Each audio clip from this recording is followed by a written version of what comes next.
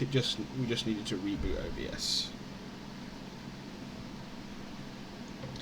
Let's see if we just needed to reboot OBS.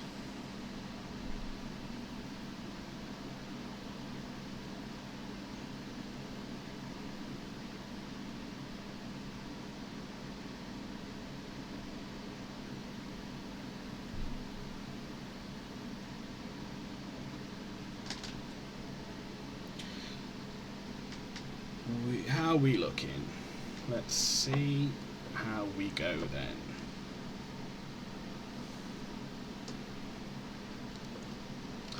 Sid's Hideaway.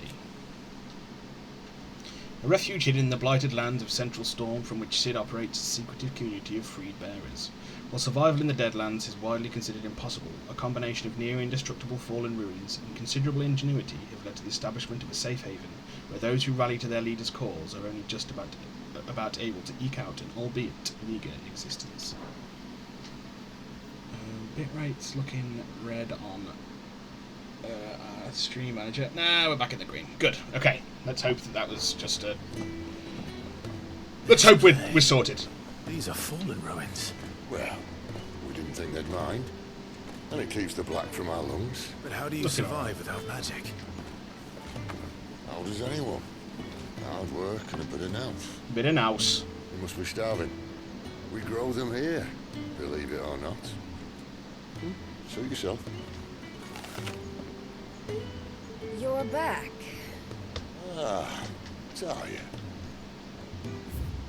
Looks like she's had the brand removed, maybe? The Fallen. An ancient yet highly advanced civilization, whose relics can be found across the length and breadth of Valistea. The material from which these relics are constructed is far sturdier than steel, and cannot be worked by modern methods, so the people of the modern day have elected to build inside and around them instead.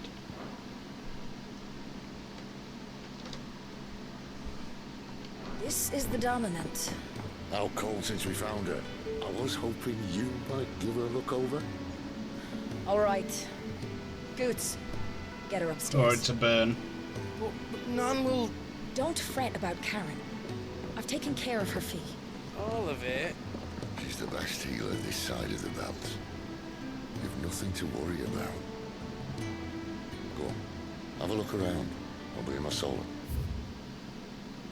Tarja. Resident Physica of Sid's Hideaway. Tarja is an expert in all manner of medicines and medical interventions, skills that are indispensable in their Deadland home, where they cannot call on healing magics. After Sid brings an unconscious Jill back to the hideaway for his expedition to the Nicer Defile, she's placed into Tarja's care. Oh, I need to repin my fucking thing.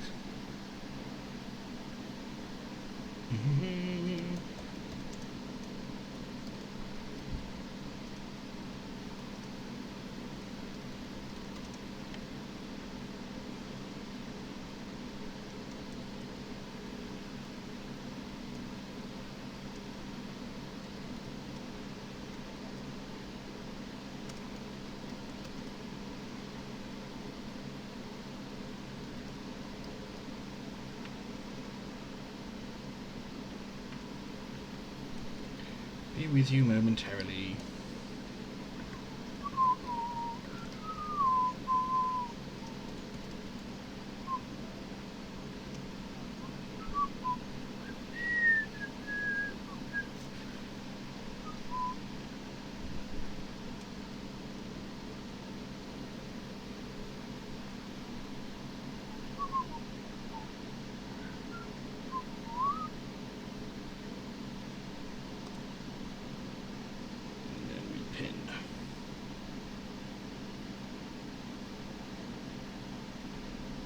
There we go. Okay, back to it.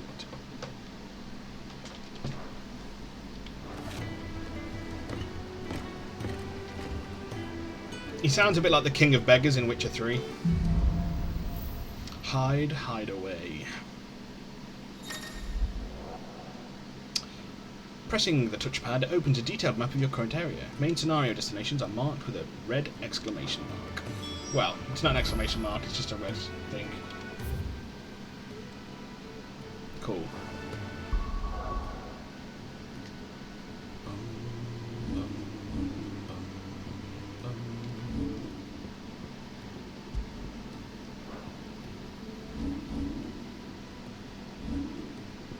Promising succor, Sid welcomes Clive into his Deadlands sanctuary, hidden deep within the ruins of a lost civilization. There, Clive discovers something that eluded him for nigh 13 years. Freedom.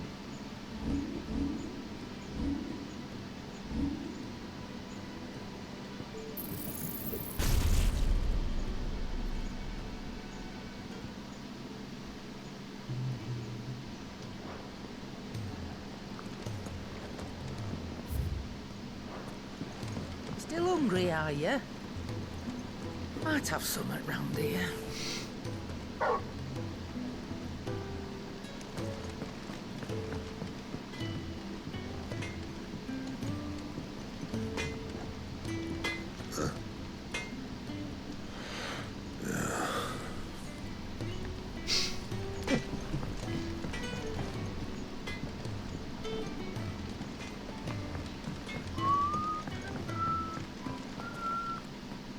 Another newcomer. You mind the rules round here, or our next chat will be through the bars.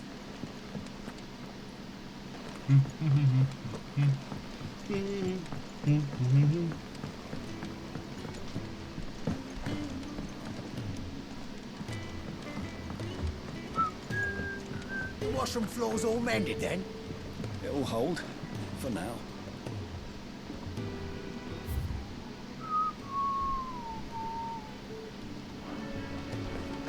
I suppose I'll be needing a new sword.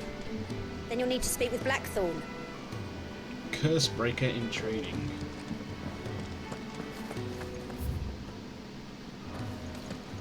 The Furrows. Sid once told me, the blight doesn't kill the land, it only makes her forget who she once was. She'll eventually remember her purpose. All she needs is a little reminding.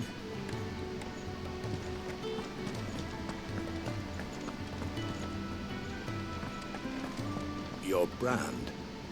Lady Tyre might be able to see to that. You may have been born a slave, but you're a free man now. I wasn't born a slave. Leave me be. Not until you've had your medicine. These apples are all foul. Would you rather you went without?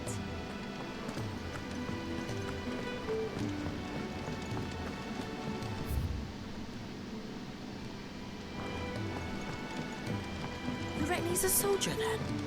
Be surprised if he wasn't. The smell of war is thick about him. That's me! Soldier boy, tell him.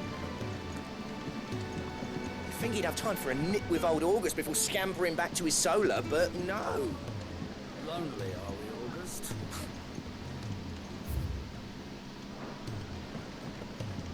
When lightning struck, his yoke did break, his life his own again. With thunder's roll he knew his fate, and would fight it to the end. Bravo! Well, what do you think? I woke this morn inspired. A regular old dandelion. Ah, Spoony Bard, of course.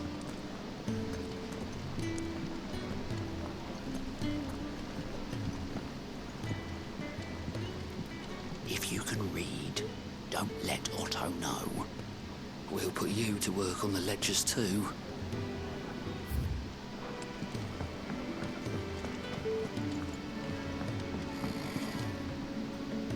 Most concerning.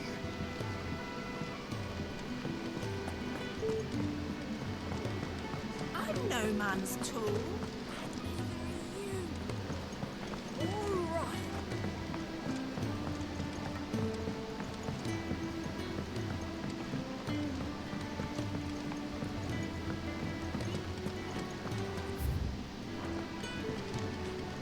Not allowed in the infirmary yet.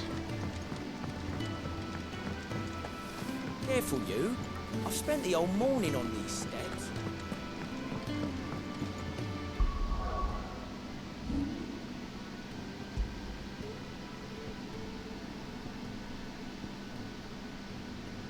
Right, we want to keep those. We want to keep that one. with Joshua, just because. We have 5 files. I like seeing all the different sprites.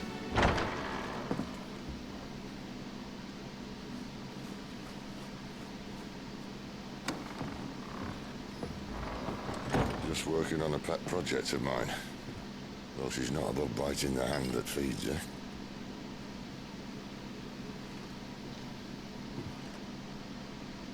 Alright. I was hoping we might try and solve the mystery of poor Clive Rossfield. A bearer of the Sambrequois Imperial Army sent behind enemy lines. With orders to wait until it turned into a brawl, then slit the dominant's throat in the chaos. I didn't know it was her. How could it be? And so, to save her neck, you slit your sergeants, then set your sights on the hills. Conveniently forgetting how the Empire deals with deserters. Because with that on your chop, my friend, we both know you won't be getting far.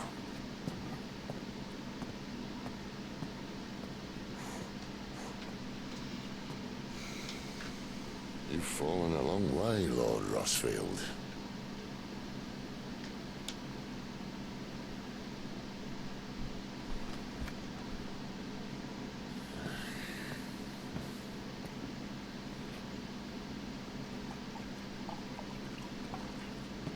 It's a very squall haircut. I'll not have it said that I'm a poor host. What do you mean to do with her? Do with her? Why, nothing.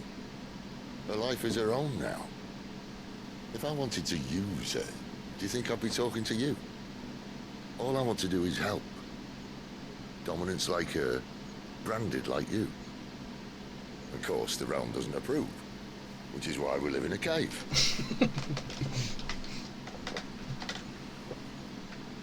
And it's also why we need help.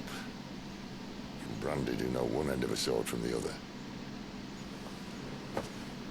What say you, Clive? Will you join us?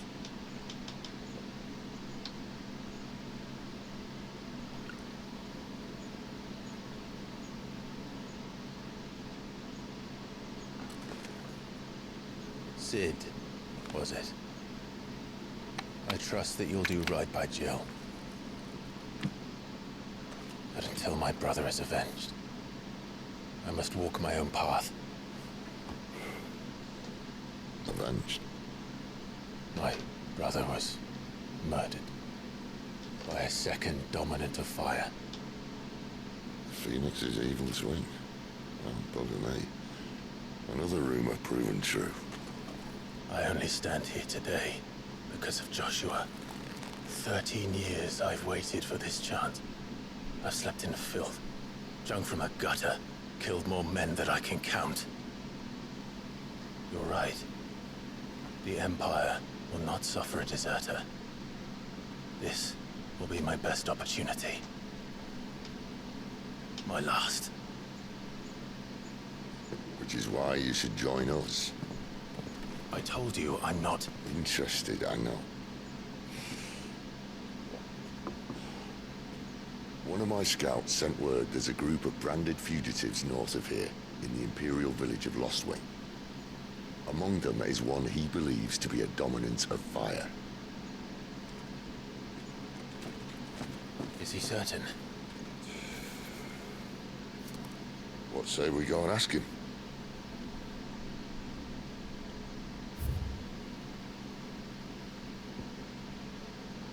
The Night of Flames. An Imperial attack on Rosarian forces stationed at Phoenix Gate made under the cover of night in the year 860. Archduke Elwyn Rosfield was killed in the fighting, as were his 2 sons, but the bodies of the latter were never recovered, having thought to have been wholly consumed by hellfire. The attack was widely rumoured to have been facilitated by the traitorous Duchess Annabella, although official explanations attempted to shift the blame onto the Phoenix having run inexplicably rampant. That bitch. I'm so looking forward to murdering that bitch. Second icon of fire. A fire-aspected icon that emerged in the year of the realm 860, when Imperial forces attacked the Rosarian stronghold of Phoenix Gate. Clad in infernal flame, the fiendish creature flung itself against the Phoenix, overpowering the icon with a strength and ferocity never seen before, or since. This doesn't mean I'm joining you.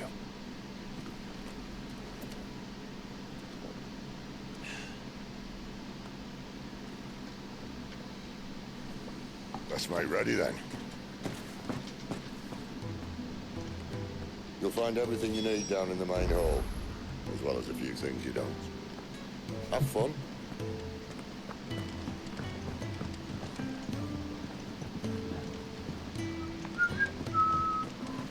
It's downstairs. Try not to get lost.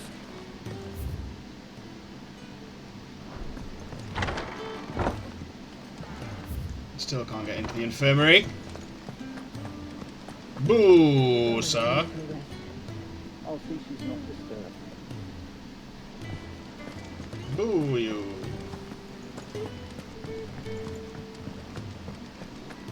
Careful, you. I've spent the whole morning on this.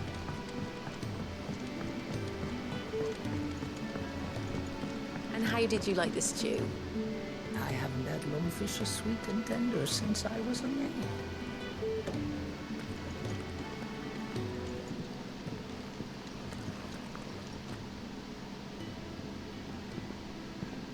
He looks like a Fable character. Oh no. Goots, was it? Perhaps you can help. Sid asked me to make ready for our mission. How does one go about that here? Well, there's old Nan's place. On second thoughts, you maybe want to see Blackthorn first. A blacksmith? To the forge it is then. Oh wait, no, hold up. You'll be needing this. Hold up. Blackthorn won't take no notice of you otherwise. Might not anyway.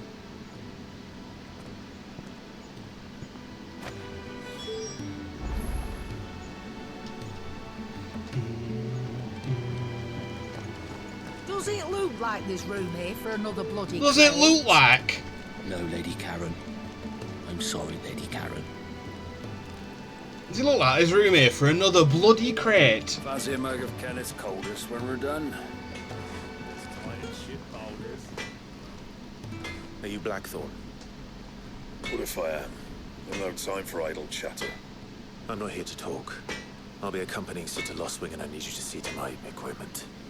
You could be accompanying the goddess Griga to our holy bedchamber for all I care. I'm not lifting a finger for you. Is that so? Continental rum, key item. A noisome spirit better suited to stripping oil from a painter's canvas than consumption. Grants overworked conscripts a few rare moments of sweet oblivion on their long, arduous sea journeys north from the continent. Do you want that or not? I can take it back. Oh, damn you, Goots. Boots. All right. No need to be hasty. Let's have a look at you.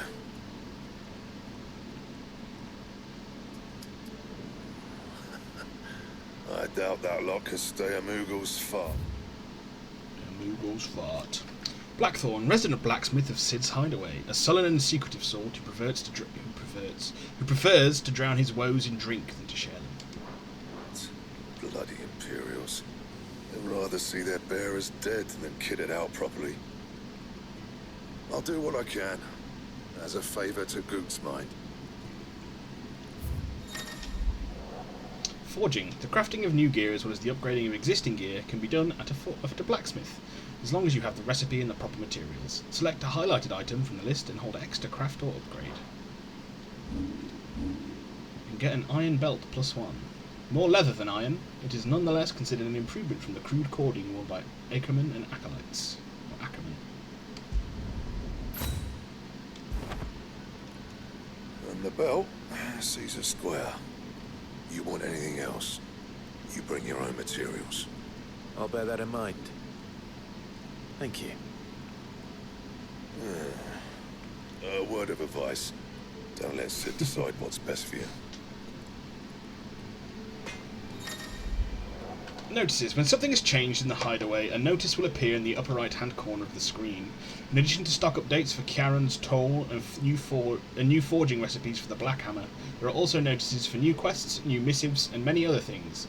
A yellow dot icon will also appear in-game, as well as on the local map, to indicate recent updates. I suppose I should thank Goots. And new crafting recipes available. Make it quick. But I ain't the cook, am I? Oh, okay. Though if you've tasted Kenneth's Brown, I might as well be. Look. Sid needed a smith, and I needed a smithy. Call it a marriage of convenience. Doesn't hurt that the forge is the hottest this side of hell, or that it works without magic. I won't have no bearer suffering for me. You got anything needs repairing? Or retooling, you bring it here, along with your own materials and any scraps left over, I keep. So, what'll it be? Oh, we need more wyrite.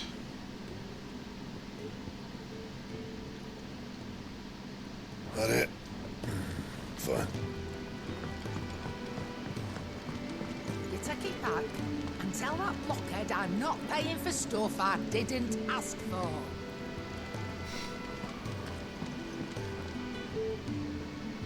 The gift worked. You have my thanks. Come on, nearly there.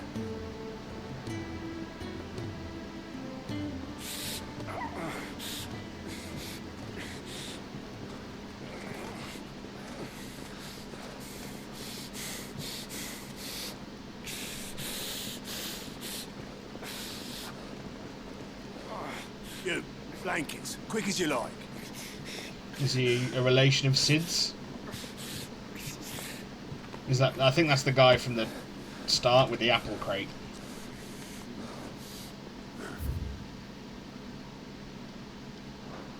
Right, we make him comfortable while the bed's made up. Well, you just gonna stand there? Someone fetch some water. I'll get the bucket. You go and see if Otto needs out, eh? Otto needs out. Wait, me?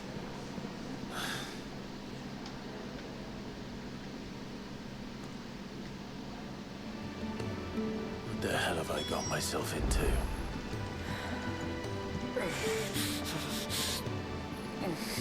Curmudgeon.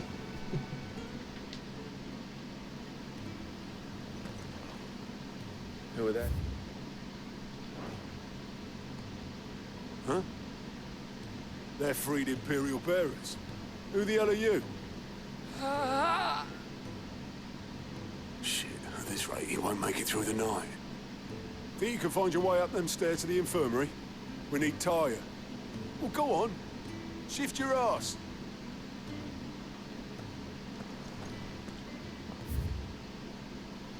Was Ty the one looking after Jill?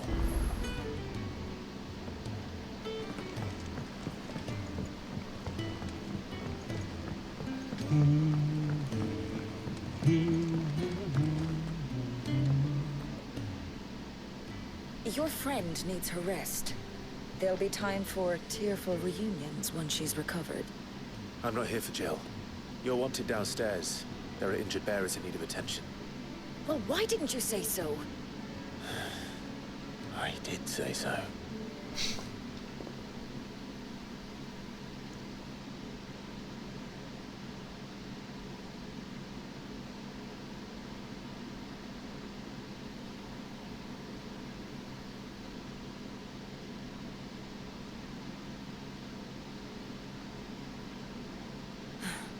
He's going to be all right. But I'll need to examine them both in the infirmary. My work's just begun.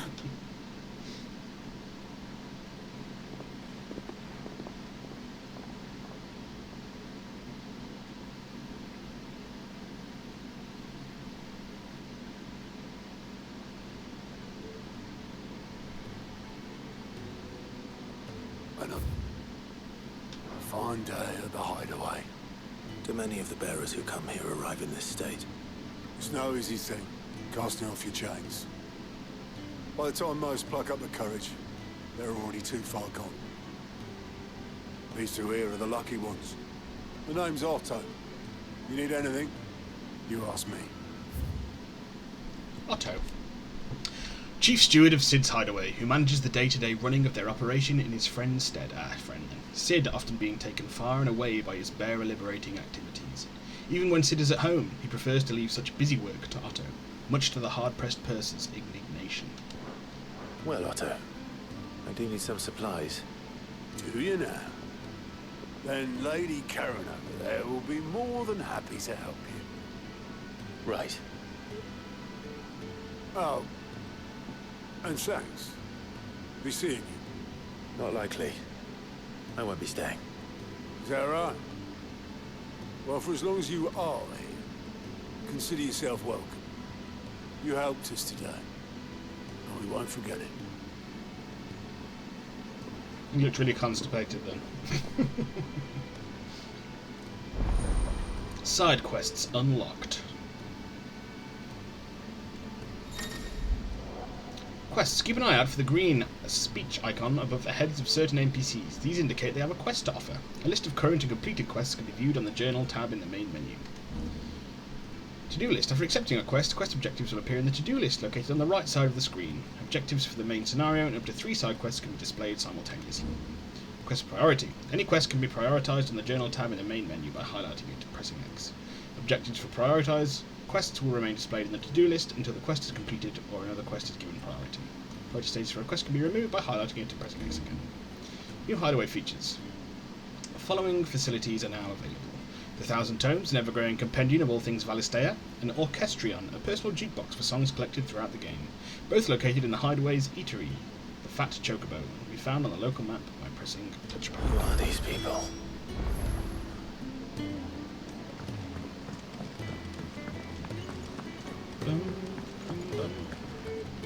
You another one of Sid's strays? What? We all are. Little uns, big uns, and everything in between. We're a damn sight better off here than out there in the world.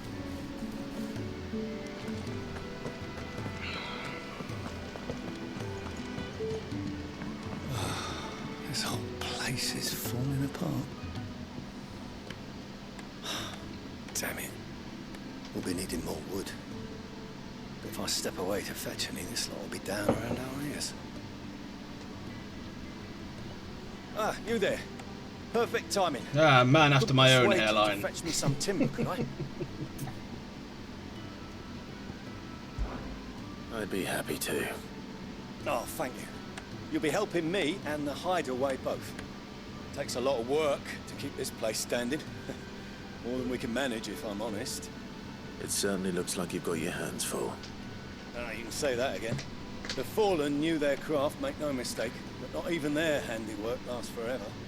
That's why the walls need shoring up. Can't have the vegetable patch crushed before our first harvest now, can we? No, I suppose not. All right, where can I find this wood?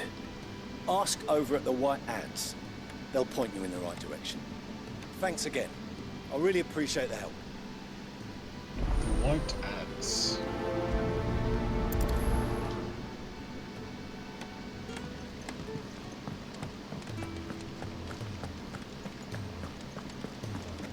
I heard they escaped their masters in the Imperial capital. By the look of those bruises, not a moment too soon. Yeah, well, it doesn't matter where they came from. Only that they're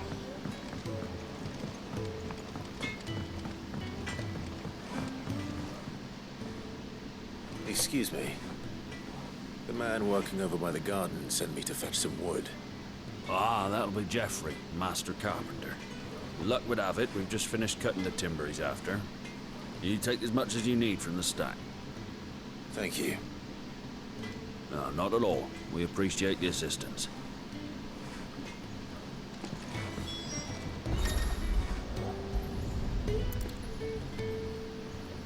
Here we are. I better get this to... Geoffrey, was it?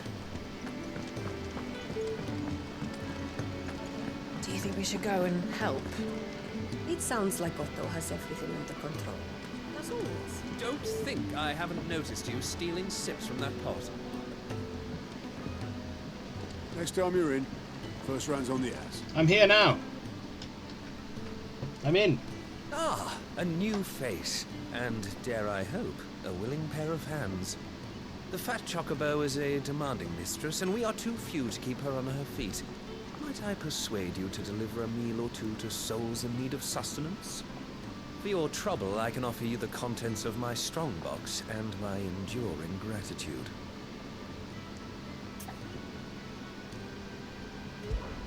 I don't see why not.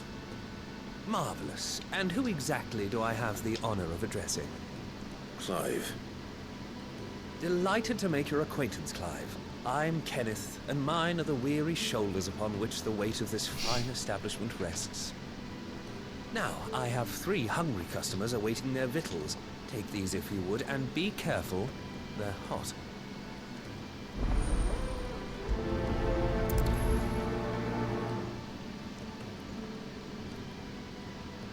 Oh, meal.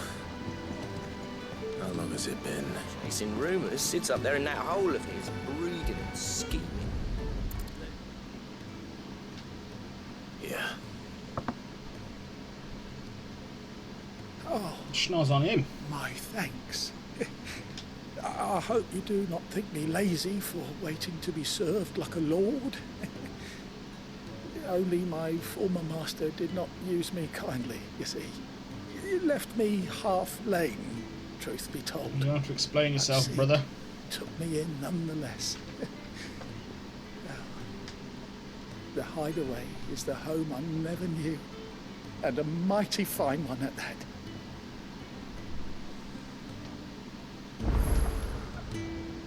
I'd been cast out and left for dead when Sid found me.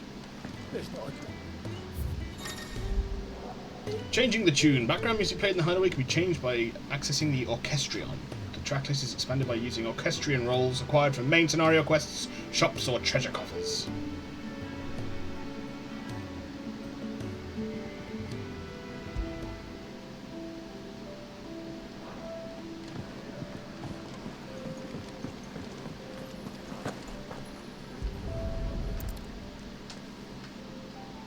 Your food. I was hoping it might be. Well, doesn't this look fine? Thank you, lad. You're new, aren't you? Kenneth's running you ragged already, I expect, the old rascal. Well, he did say he'd give me something for my trouble. And so he should. So he We're should. not slaves anymore. Well met, lad. And keep up the good work. Gotta love a good old Geordie accent.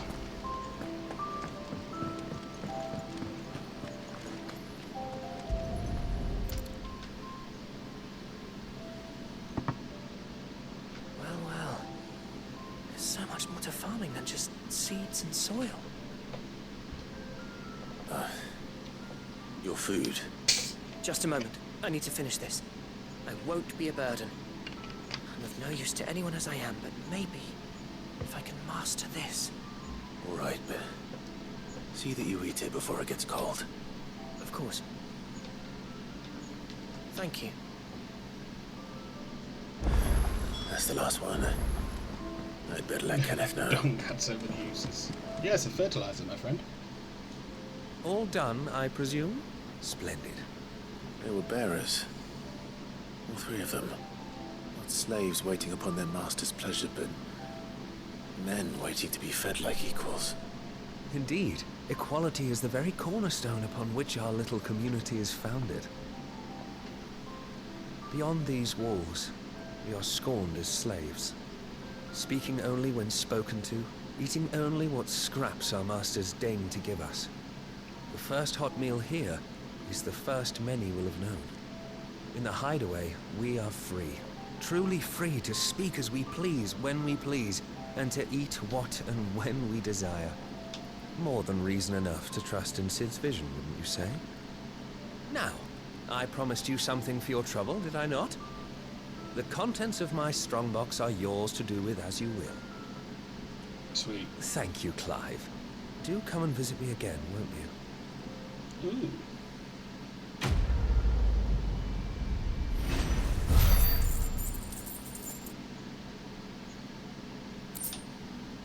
Hey, some more, we're right.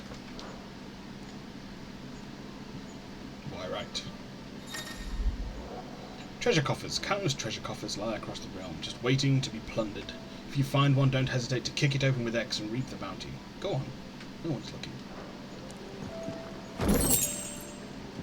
Badge of metal. It's nice to see the hideaway finally coming alive. Wasn't so long ago our sword hands were ratting about the place like peas in a bucket.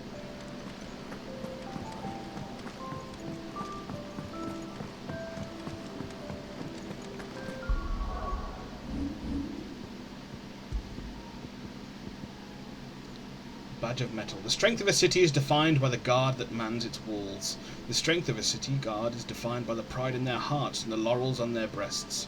This badge provides its wearer with one of the two. Increases defense by 10. I heard they escaped their masters. There you go, George. Jeffrey, not George. Sorry, Jeffrey. Oh, you're back. Hope fetching that wood wasn't too much trouble. It was super hard, bro. Use this one plank. Will this be enough? This will do nicely, thank you. With a bit of luck, the walls won't be falling in on us just yet. That sounds ominous. Oh, it's not as bad as all that. And it's a damn sight better than the alternative. We're safe, we're warm, and we're hidden. What more could we ask for? Now stop fretting and take this. You've earned it. Welcome to the fold. There's no need to... That's not a matter of need, my friend. You're one of us now.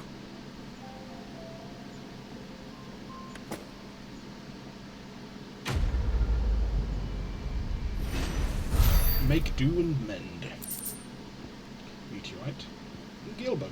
Contrary to popular belief, this small insect does not get its name from its appearance, but rather from the fact that it is highly sought after by physicians for use in brewing medicines. In summer, when the beetles are most numerous, children across the realm will spend nigh every waking hour collecting specimens in readiness to exchange them for a handful of coppers. As children have tiny hands, however, this amounts to fewer than one might expect. Valuable, can be traded for gil.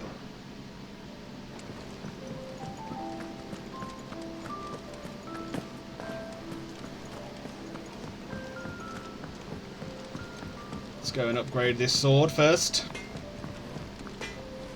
Well, what do you want? What you want? Not bad, if I do say so myself.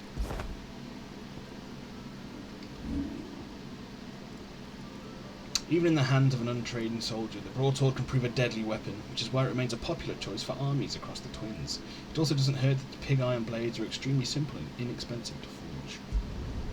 You can thank me later. That it? Fine.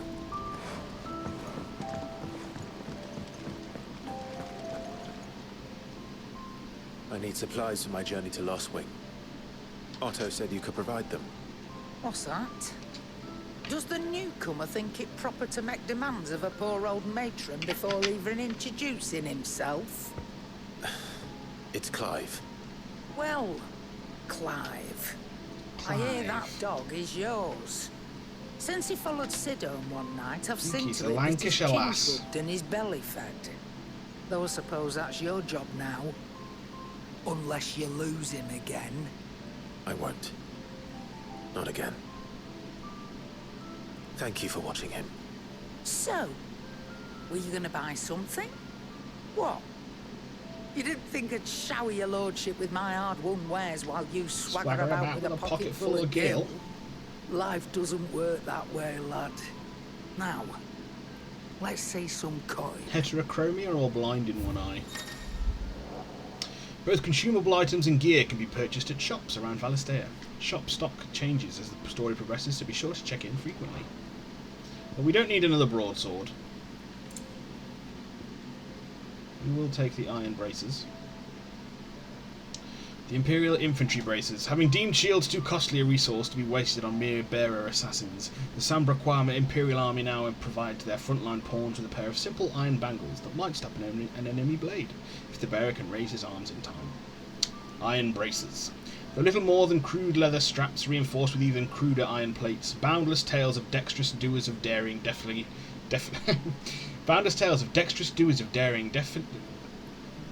Dexterous doers of daring, deftly deflecting Dorlax and redirecting dints with naught but these wristlets have made the equipment a popular choice for those who dream of being a hero, but currently lack the monetary means.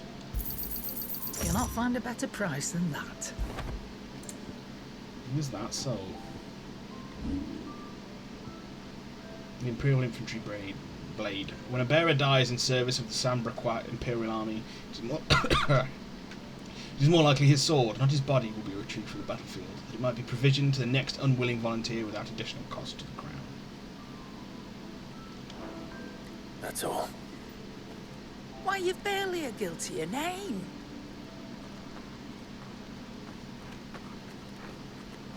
You're taking his side now. And after all taking his I've side done now for you. All right. All right, I can make an exception. But just this once, mind. My stores are getting cluttered and I need to make room for the next shipment. Make room for next shipment. Thank you. Thank me? Thank your dog.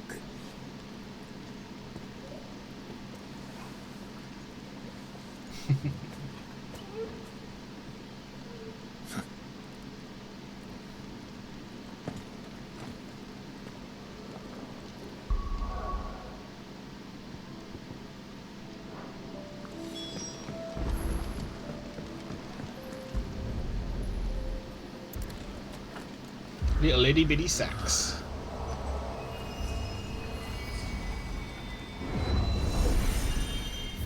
Oh, the Arete Stone. The Arete Stone is now accessible. This customizable virtual battlescape provides Clive a safe location to test out new abilities and train against all manner of enemies. Additional options will become available as Clive progresses through the story. Hall of Virtue.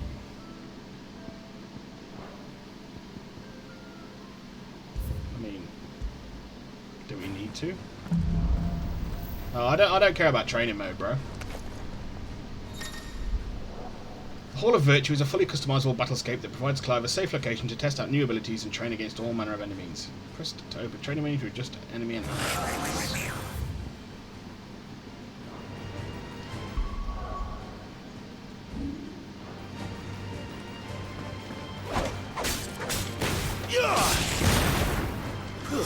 That's enough. You're finished.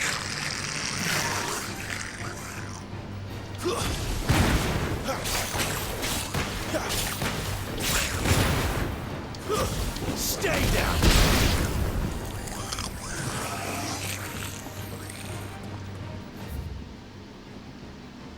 Ah, there it is. End training.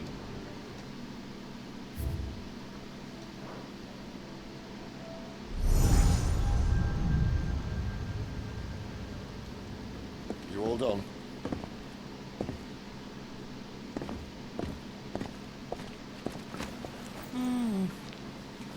Leaving already, are ya? It's you I'll miss the most, Lady Karen. It always is. Don't stop you going, does it? This should be fun. Right.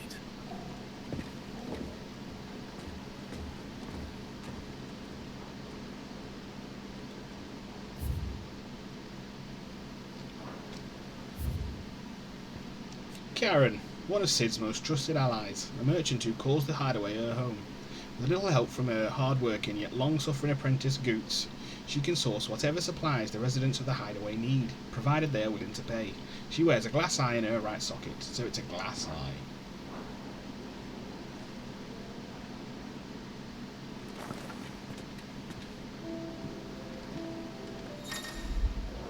Fast travel. Use the world map to instantly travel to previously unlocked locations. New locations are unlocked by progressing through the main story or discovering waymarks, known as obelisks. The world map will open automatically upon leaving an area, but can also be accessed at any time via the main menu.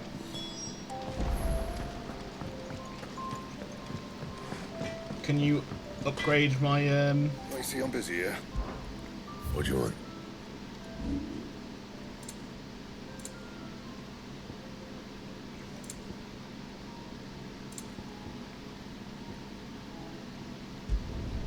You can thank me later.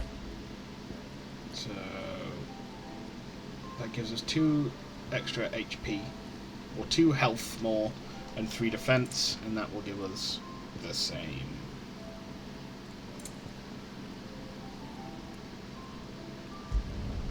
Not the best work, but it'll do. Dressed to the 5s. Craft or upgrade 5 pieces of gear. That it? Fine.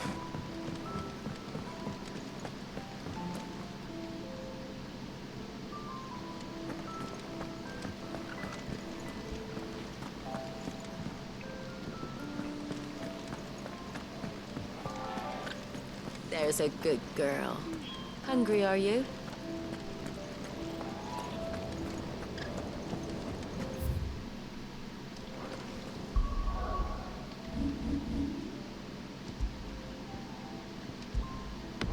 I mean, clearly we're going to find Ambrosia, his chocobo again, because it got that scar over its eye, got blinded in one eye. So we're going to find her.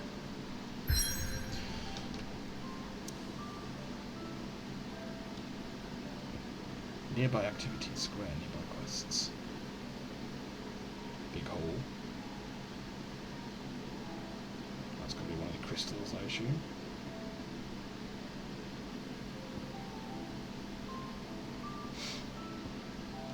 The Great Wood, southwestern Sanbreque.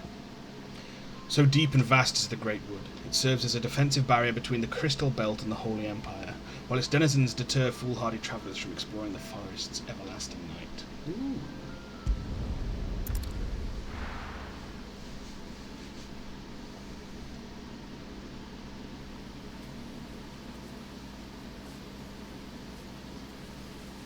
The Great Wood, the Holy Empire of Sanbreque. Bastard blood flies everywhere. Mosquitoes. I told you we should have taken the Crystal Road. And I told you that we're outlaws. You want every bounty hunter in Storm harrying us from here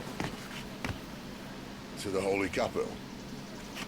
Besides, what's wrong with a shortcut through nature's splendor? The Deadlands claim more of the realm each day. But a place like this still exists is a miracle in itself. Bloodflies and all. We'll be back in Imperial land soon. You alright? Never better. Sounds like it.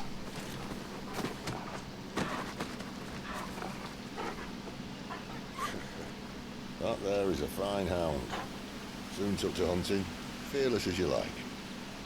It's good to have you back, Torgal.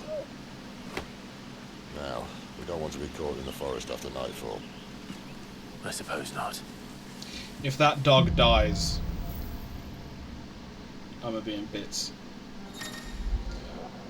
A hero's best friend, Torgal, has joined the party and will fight alongside Clive. Use pet commands. Use the left D-pad to toggle between item shortcuts and pet commands. The following 3 commands are available: Sick, attack, heal, cast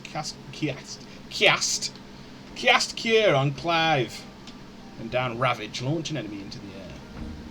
Timely assistance. The accessory known as the Ring of Timely Assistance removes the need for giving Torgal commands. When this item is equipped, Torgal will attack and heal automatically based on the current battle situation.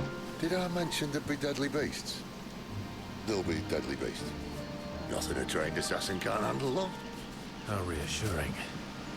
You're welcome for that and the shortcut.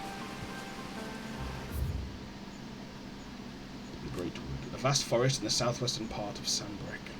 The wildlife thrives here, but the delicately balanced ecosystem has been thrown into disarray in recent years by the encroachment of the Blight and the beasts driven before it. So dangerous has it become that travellers rarely venture here in Aurora.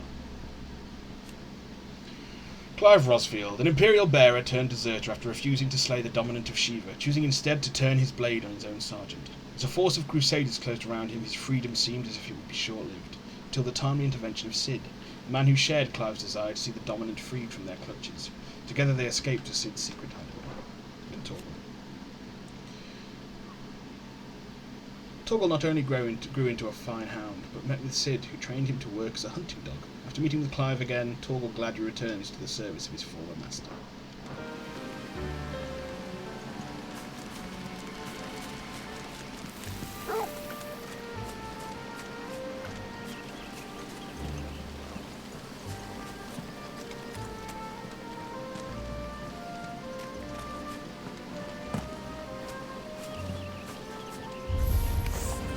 Maybe they're friendly like Torgal.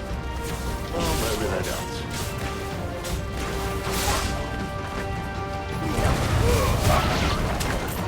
Keep your distance, boys.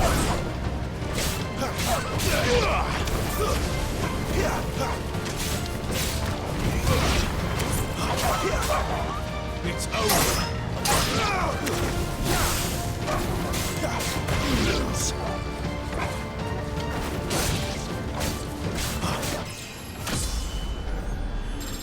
Level up. We still have a way to go. 2 bloody hides.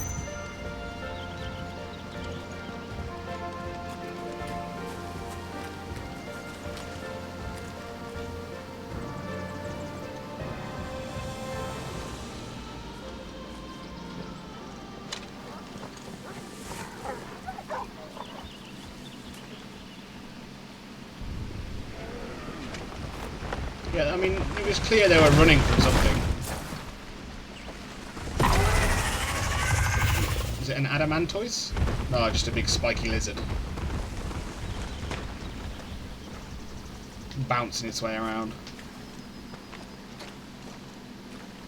What in good Grieger's name is he doing this far south?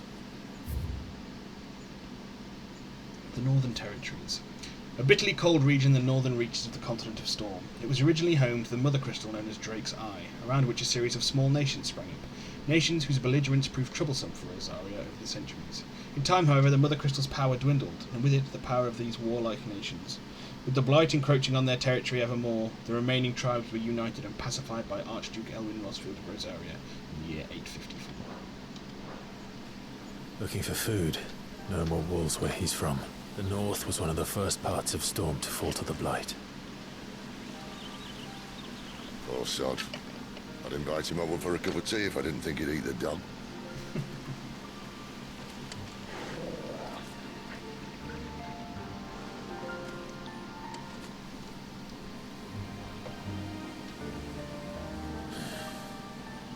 Let's try and stay out of its path. Yeah, it's not going to work. We're gonna fight it.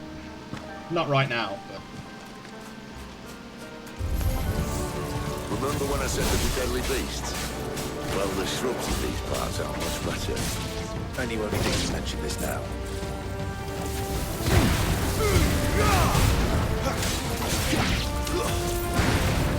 It's over.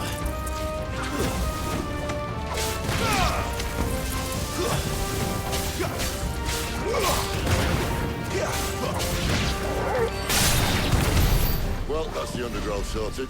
I'll take it from here.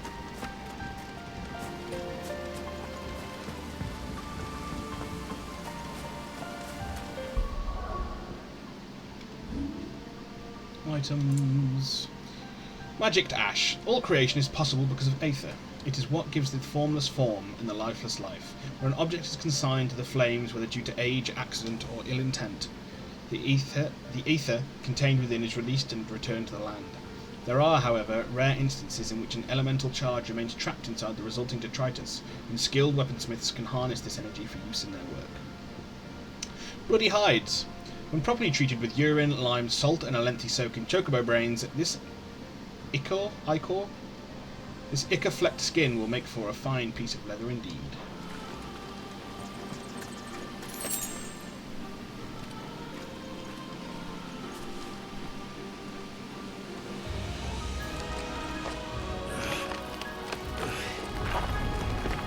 After you. Thank you kindly.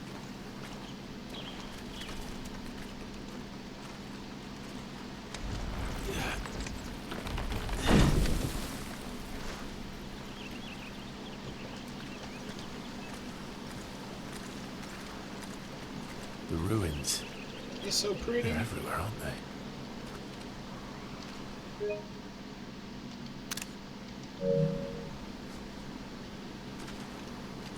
Some say there was a time they blocked out the stars. Down was the only way left for them to go. There's probably a lesson to be learned from that. But it can wait. Come on.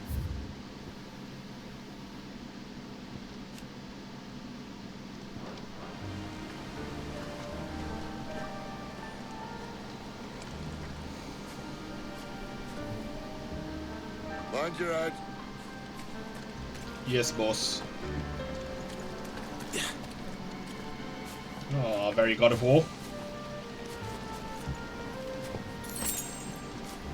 Except there's no boy to accompany us.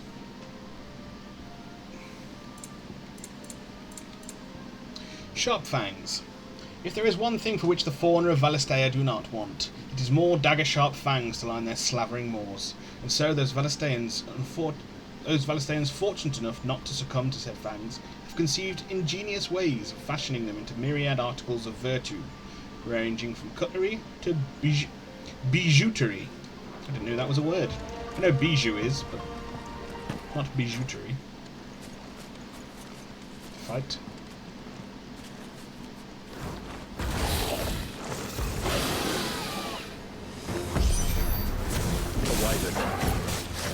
I can see that.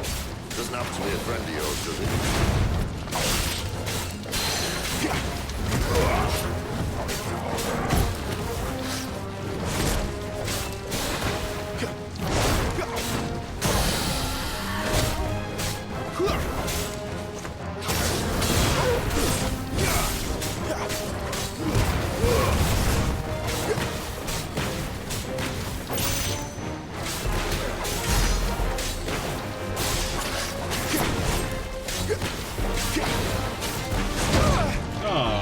Piss off, bro.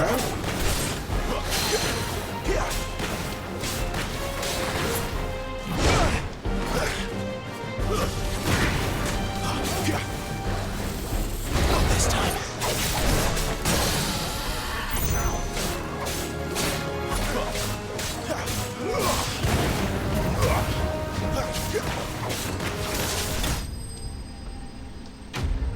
Enemy slain. 0 spoils. Oh no, dragon talons. Or 1 dragon talon. Upon close inspection of a lesser dragon's foot, one may observe the middle talon is considerably longer than the rest. This extended appendage is used to puncture the fleshy parts of the creature's prey, causing severe blood loss and weakening them for the kill.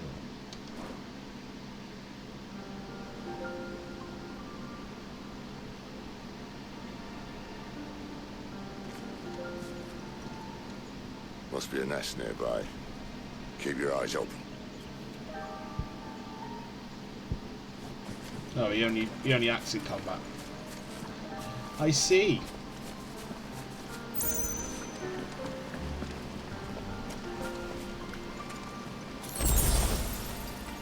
Well, it appears we won't be going this way. I'll admit I hadn't counted on that.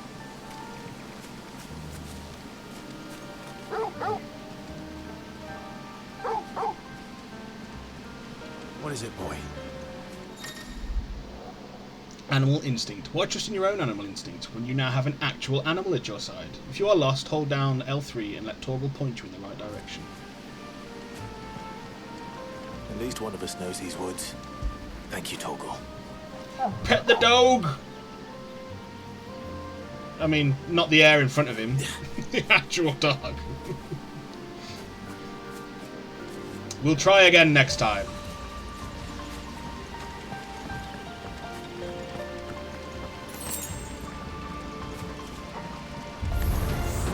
Well, by those ones you have me. I'm the one who's not my fault.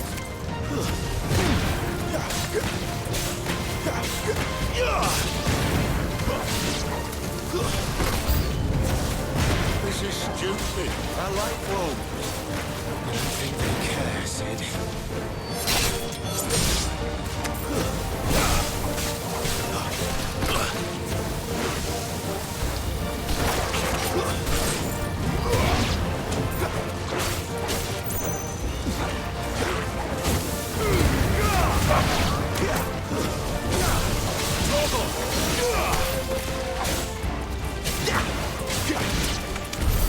We did what had to be done. Doesn't mean I have to like it. No. No, it doesn't. I mean, I'm guessing it's through there. Yeah. Now pet the dog. There we go. Is there anything up here? No.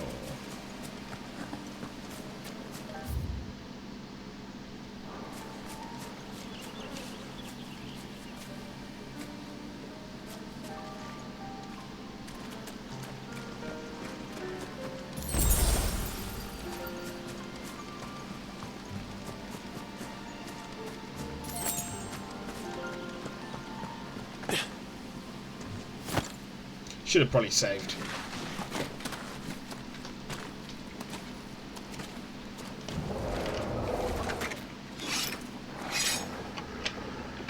Is it Big Lizard?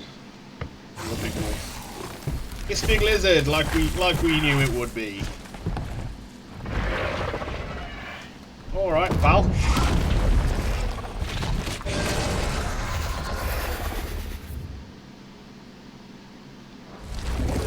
That sword sharp. You better hope so. This shouldn't take too long.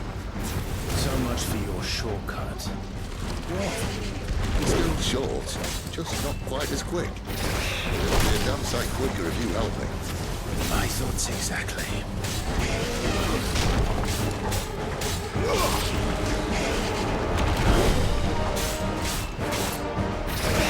Who's that?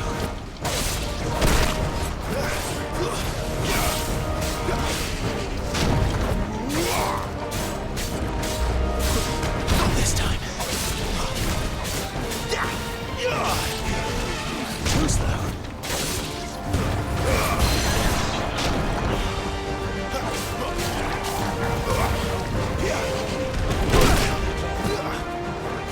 My wounds, boy.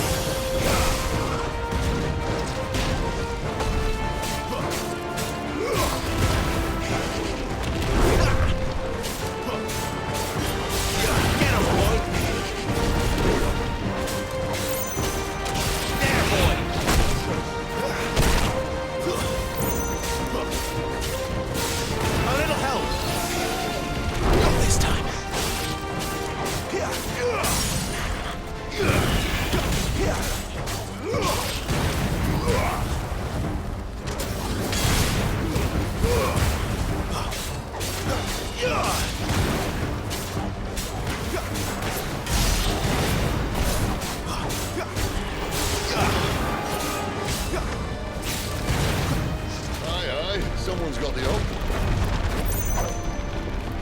Where he stops, no one knows. Too slow. Not this time. I doubt he'll do that again. Not if we kill him first. Too slow.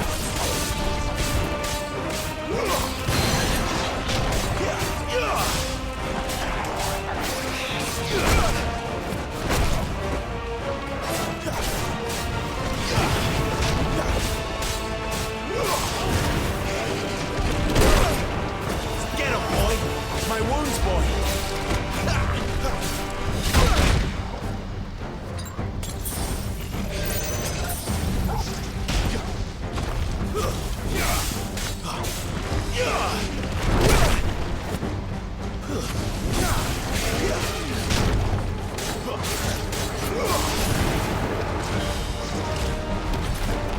Not this time.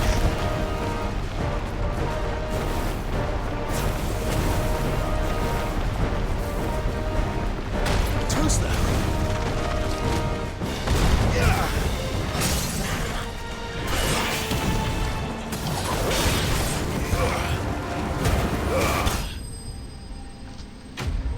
Fafnir of the North slain.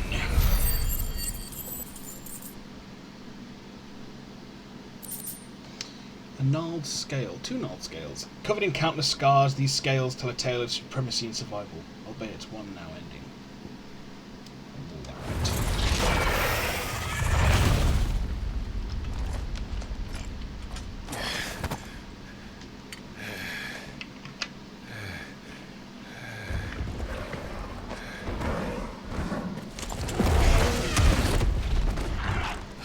Come on. Stand back.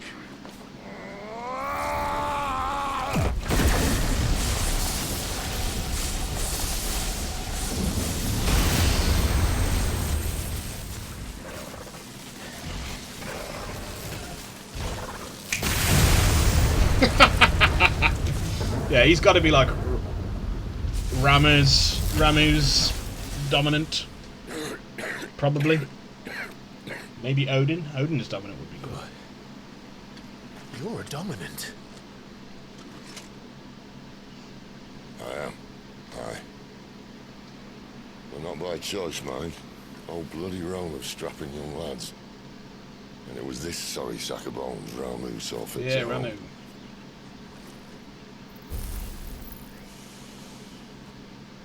The Lightning Lord.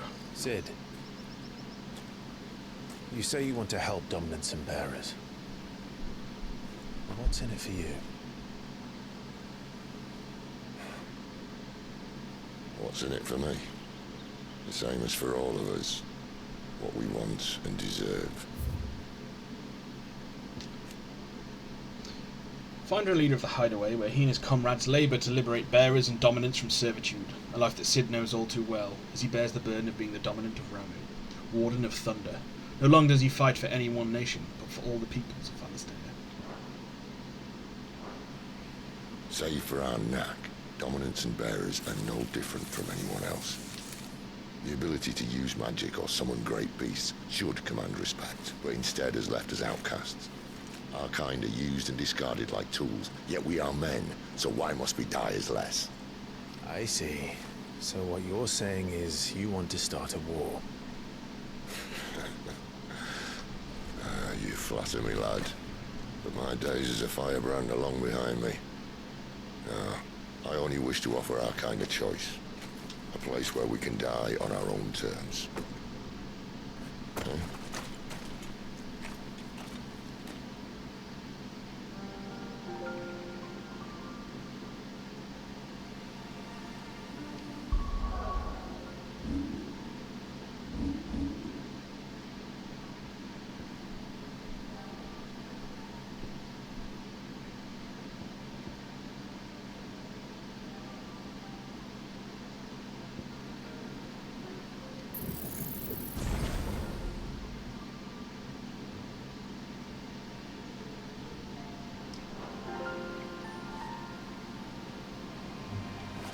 Better already.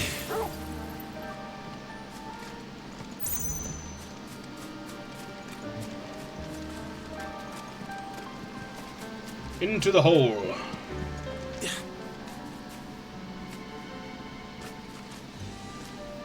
that fight went well to begin with, and then I seem to lose my way What somewhat. exactly do you plan on doing when you find this dominant of fire? What do you think? I'll show him the mercy he showed my brother. And cut out the tongue of any man who tries to talk me out of it. All right. Forest Jack, I believe.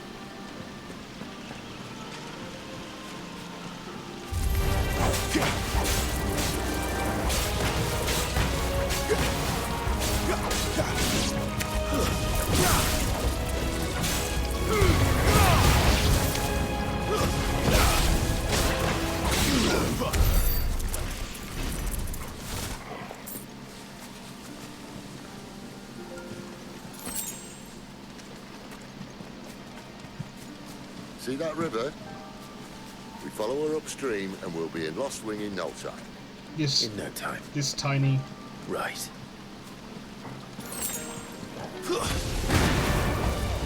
It's over.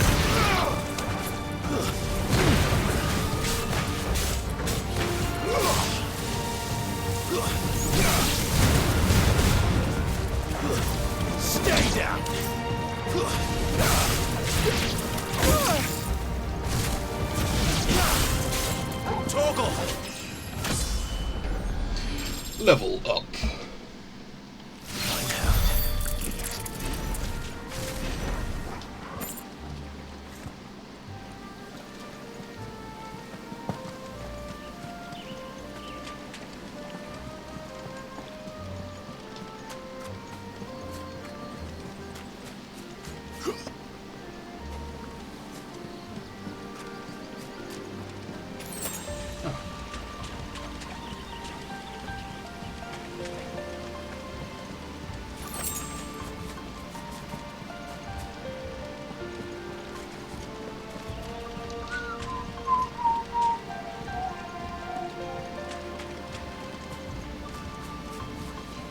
It is really very beautiful.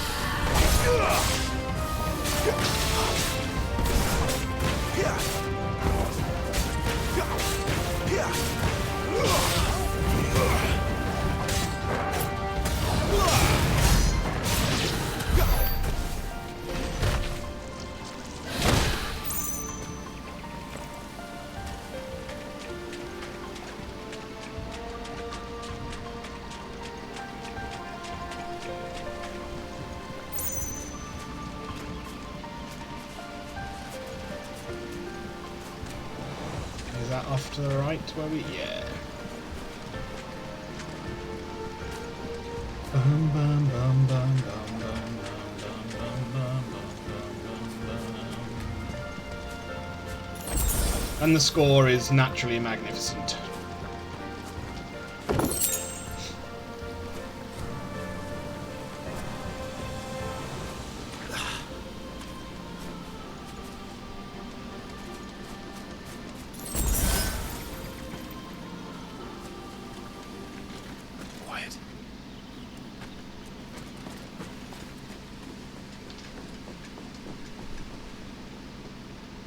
Scout. Someone's far from home. Let's follow him.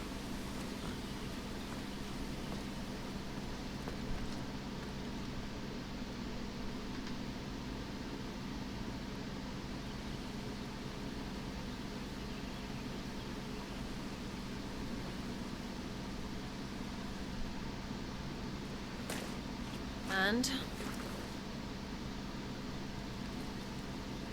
They're just down that way. All of them. Grieger's my witness.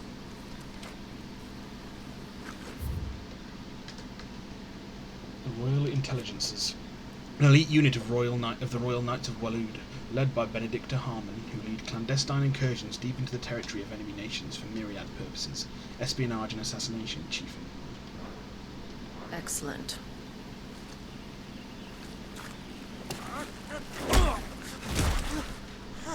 We move. I don't understand. Have I not proven loyal?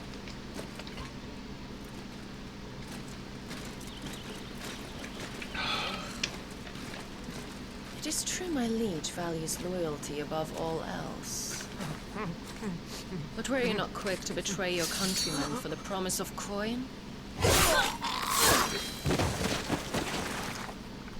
Goodbye, head.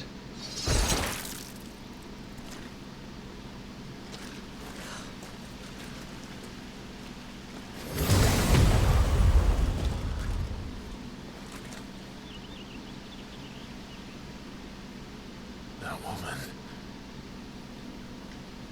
Benedicta Harmon, commander of Waloed's elite intelligences.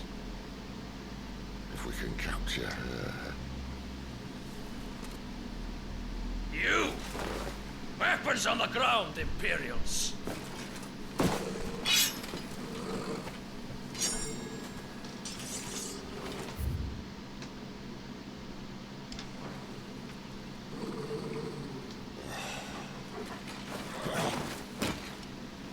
Let's get this over with then.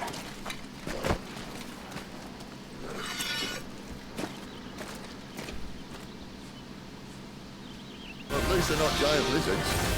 What a lady on the wind!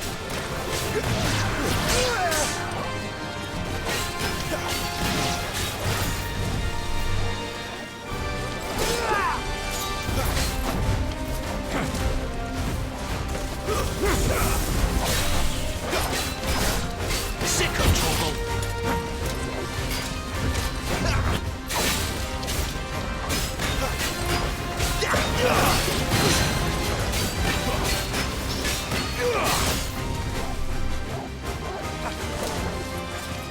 Not this time. First is sin. Choose them.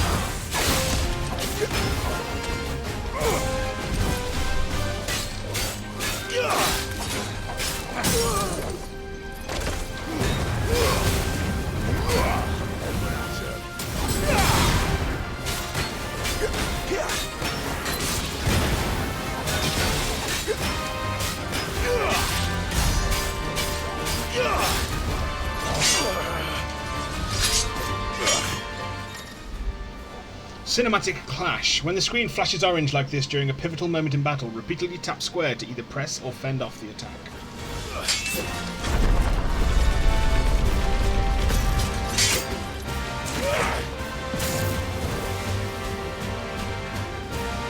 Behind you!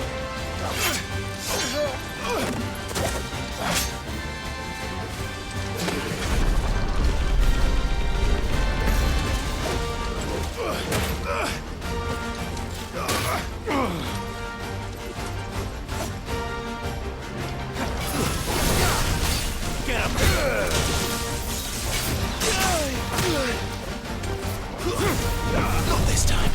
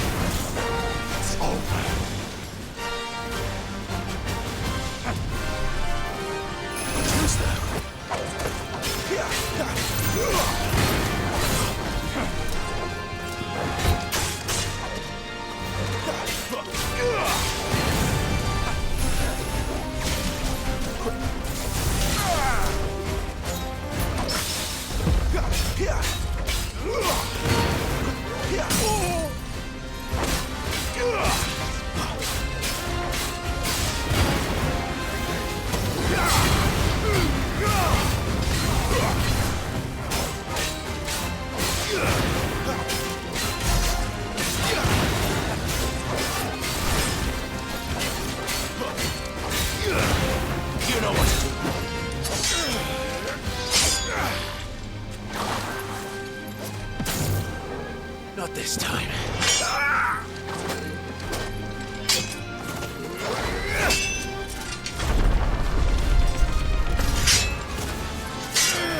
You going down, motherfucker!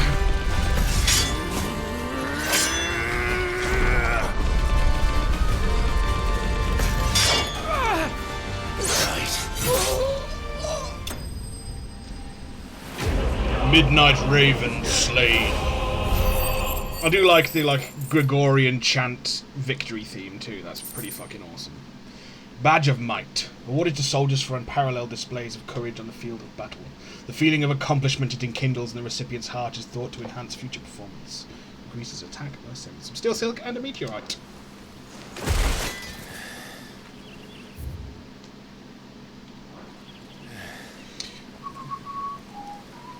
They thought we were Imperials. Well, you do look the part.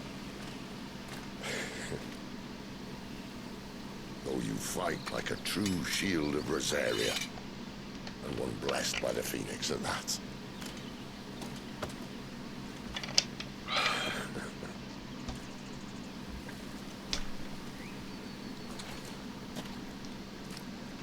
Speaking of which, I wonder, does the other icon of fire give blessings, do you think? You don't believe me? And lo, the Creator did make of the elements 8 icons to serve as keepers of the One Law. The Phoenix. The Warden of Fire, last seen on the night of the Imperial invasion of Phoenix Gate in the year 860, when the young Joshua Rosfield lost control of his powers. The Phoenix first awakened among the Motes of Fire, an ancient tribe who dwelled in the western reaches of Storm, and the careful preservation of bloodlines among the Rosarian nobility ensured that its dominant would always be born of the ducal line. Not that I've ever set too much store by holy doctrine, but on that point, it's clear. Fire has always had just the one warden, as of all the rest. A new one can't be born until the previous dies, and even that can take years.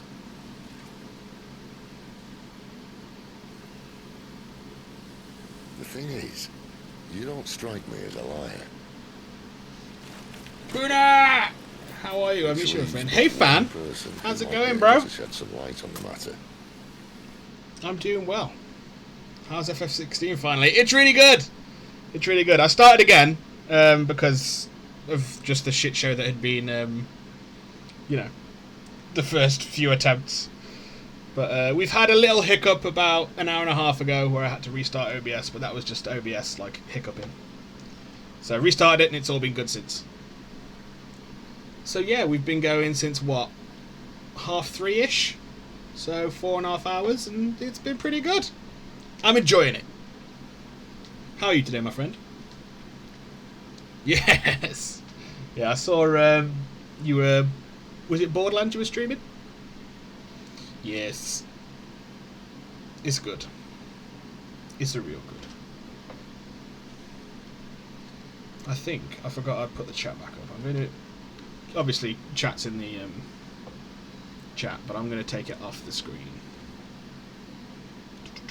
Overlays.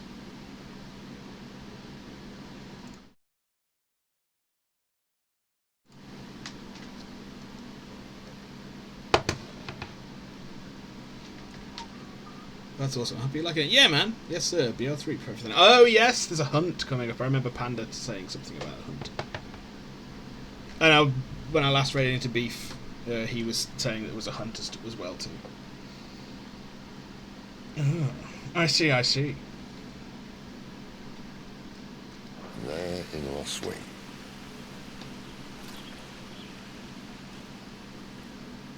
As are our Waluda friends, I would imagine. Waluda. We should hurry before it gets dark. But what if someone discovers the bodies? Well, then they'll be sorely disappointed.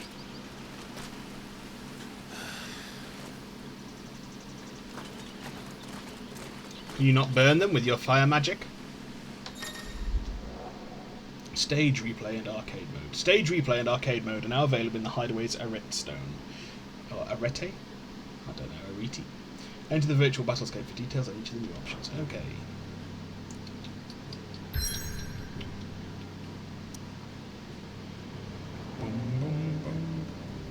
We're going to go back to the Hideaway and do some purchasing. Yes, it's a competition charity event for St. Jude's, first to find all legendaries and unit weapons in the game. Oh! Yeah, I think Panda did that before. That's really cool. That's a really cool idea, and it's a really nice thing that it's done for charity. I assume, you know, a load of streamers do it then. Yes? What? Taking an interest, are you? Wondering why such a comely, cultured lady would cast her lot in with this rabble? Because she's got a special arrangement with the rabble-rouser, that's why. I scratch Sid's back, and he scratches mine. Use me old trading connections to bring him whatever him and his little band need, and they pay what I ask. And to sweeten the deal... He's given me a home here, far from the prying eyes of those who'd wish me ill, and there's no shortage of them, believe you me. Go on, then. I think a little under 500 sounded. Wow, that's fucking sick.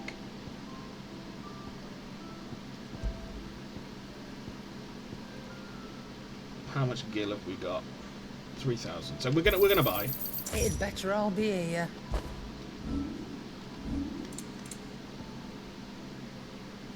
We're gonna buy. You'll not find a better price than that. And we're gonna buy. You're rubbing me blind, you know. And then we're gonna sell our badge of might. Our gilbug. You got out else? You got out else? So when does it start? When does this commence? Finished, are you? Equip that badge of might.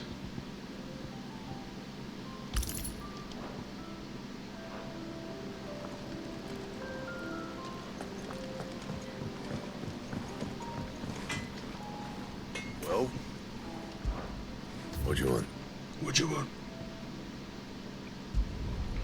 Not bad, if I do say so myself. You will be right for that. We need more sharp fangs for that. No scratches, right?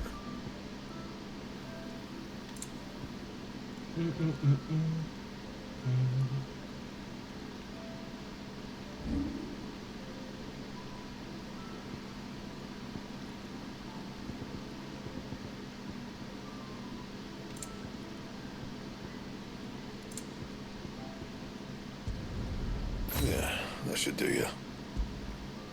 Oh, well, I was looking at the wrong one, apparently. Wolfskin sash plus 1 meteorites. Oh, You can thank me later. You give us plus 2 HP plus 3 defense, and you give us plus 4 HP and 3 defense, so we get the sash. Yeah, that should do you. Anything else? No.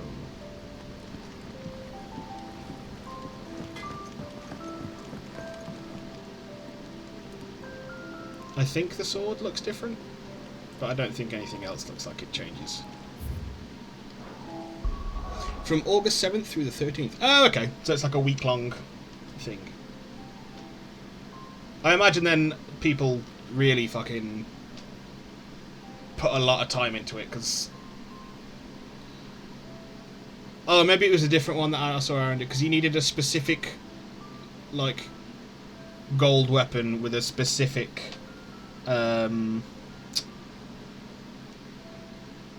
modifier on it, like a specific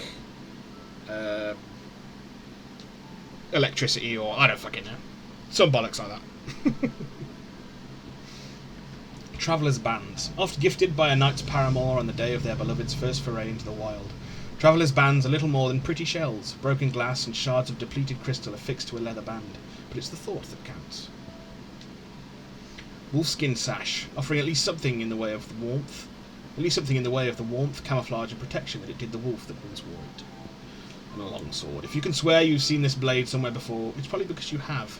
Long swords are some of the most common weapons in the realm, so it is no surprise that the hot-tempered gate guard barking at you to begone also has one strapped to his back. Where to next? Rest and regroup. There are far too few of us as it is. Right, let's see what these stage and arcade mode things are.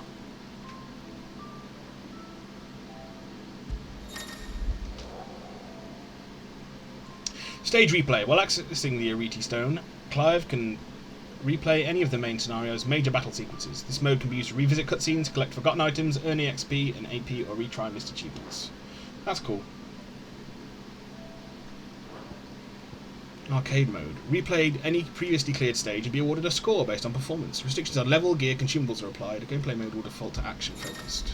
Yeah, as it should. In arcade mode, you can re-challenge previously completed stages and be scored on your performance. Gear and level restrictions are applied. Points are awarded for performance in battle. The more complex your battle techniques, the higher your score. The higher your score, the better your overall rating. C, B, A, and S.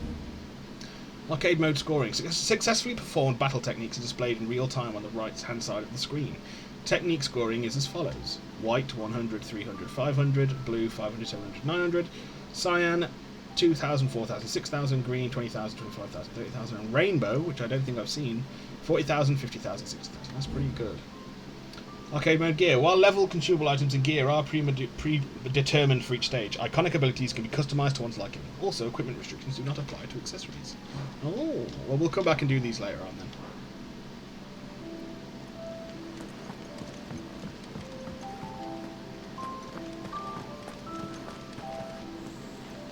If our quarry's one and the same as Benedicta Harmon's, then we've got a world of trouble waiting for us in Lost Wing. As you say, Sid. There's a good girl. Hungry, are you?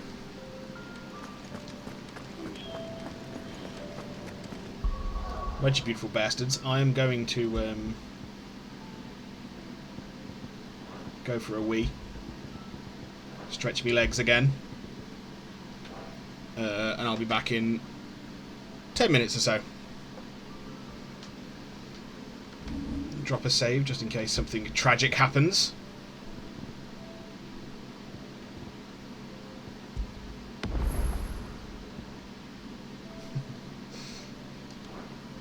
Well, let's read what the journal entry says for fanning embers.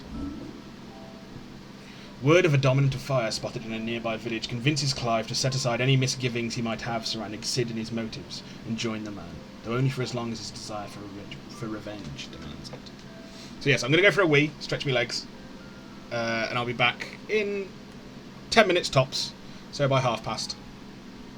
And we'll continue. I think we're going to go through till about 11.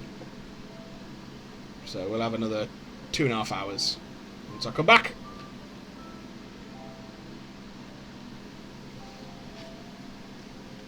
So, I will see you all momentarily.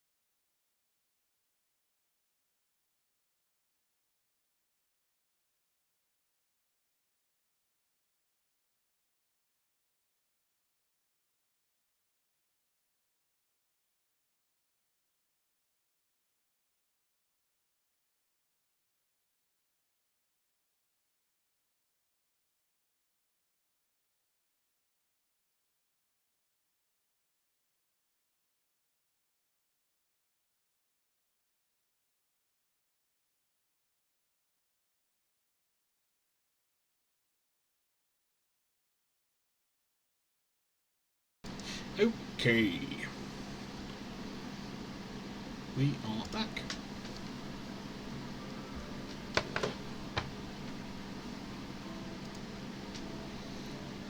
Back at it again.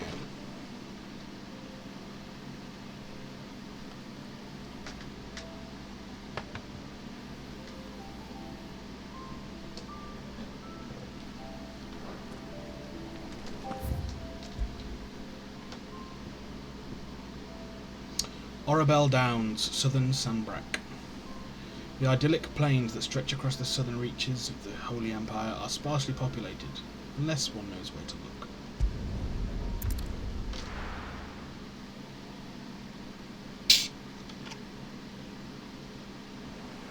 Just walked around a little bit, polished off an apple.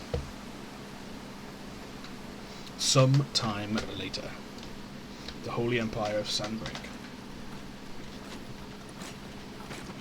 So much for arriving before sunset. Oh, I didn't realize we were this close. Any idea what that is they built the village around? The Fallen Road. I've heard some call it an airship. Though its flying days seem to be behind it.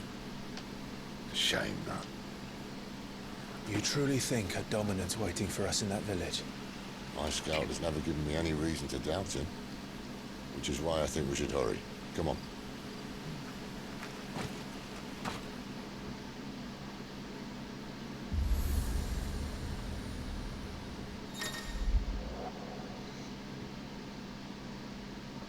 Obelisks. Tuning with an obelisk allows Clive to travel quickly to the location via both the world map and local map. Clive need only approach an obelisk to attune with it.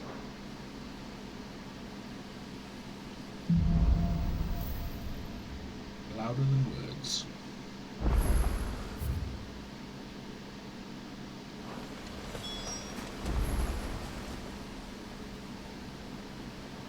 This isn't the first time I've seen one of these. Perhaps I can use them as waymarks.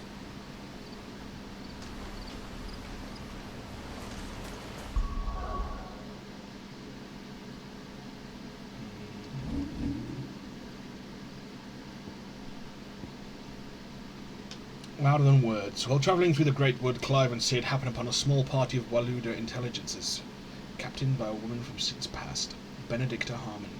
Left with more questions than answers, the pair continue on to Lost Wood.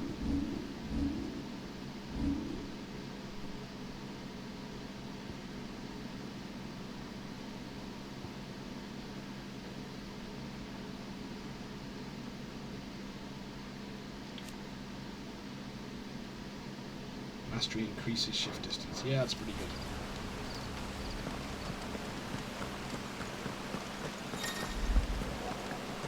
Oh yes, this is actually cool. So we can do a little bit of exploring.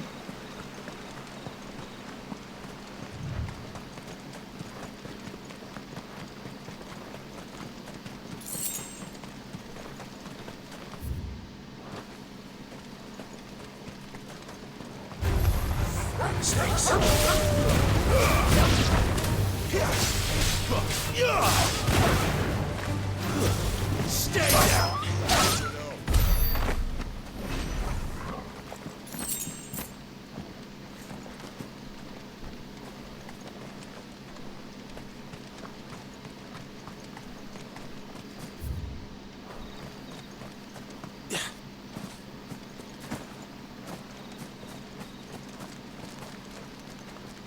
Oh, it's a little lizard.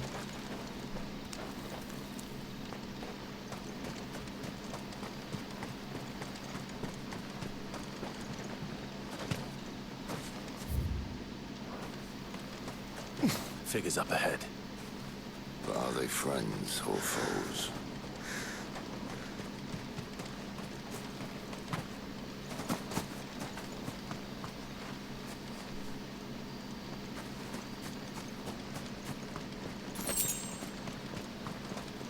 A gale bug.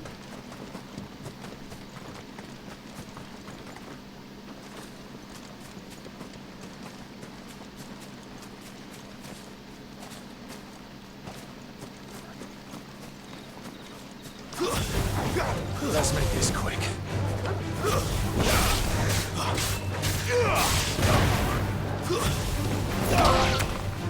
Punisher.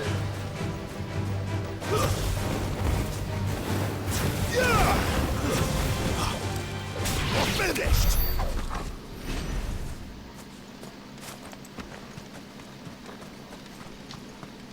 I've got a bit of like apple skin stuck in my fucking teeth.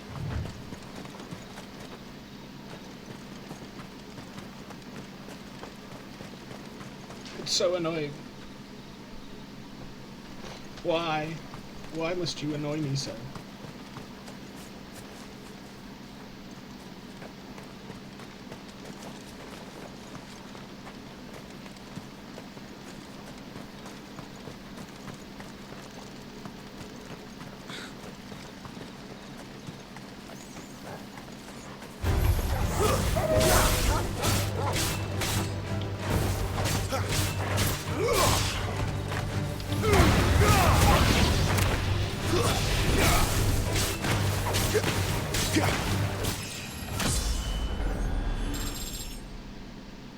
Level up.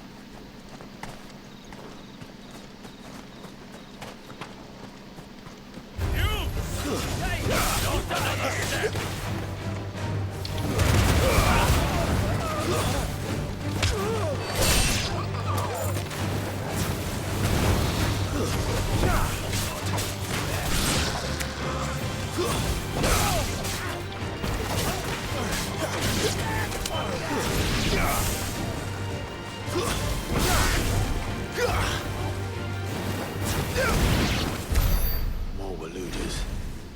But why? What is it they want? You're welcome to ask the next ones we meet. Let me know how it goes. You didn't get it.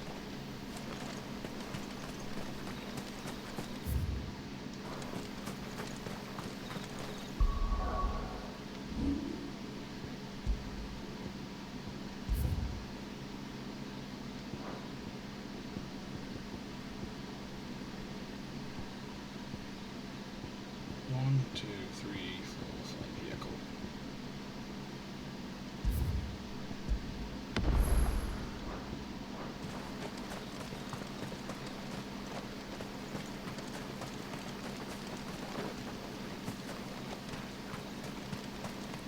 Flowers, not item sparkles.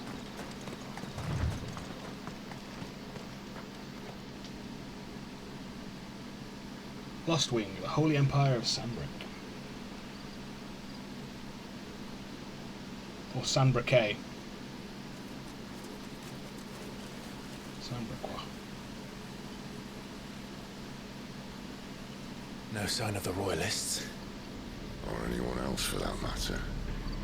It's too bloody quiet. Even for this hour. What do we do now? First we look for my scouts. You start here, I'll circle round the back. How do I let you know if I find him? Good question. Shout. Subtle.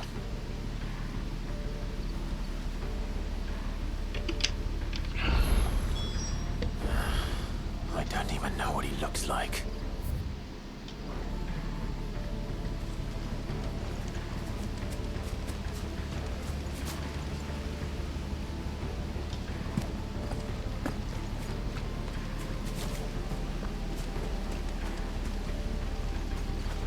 I think I got it. Teeth are clear. The village can't be completely abandoned, can it?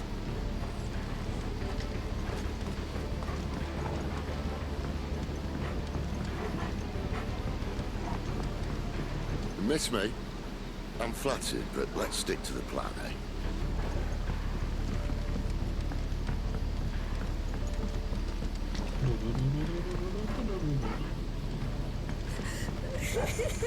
That sounds like a child.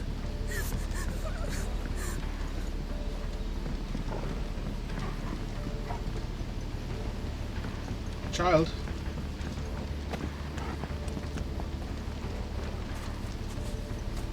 Where are you, child?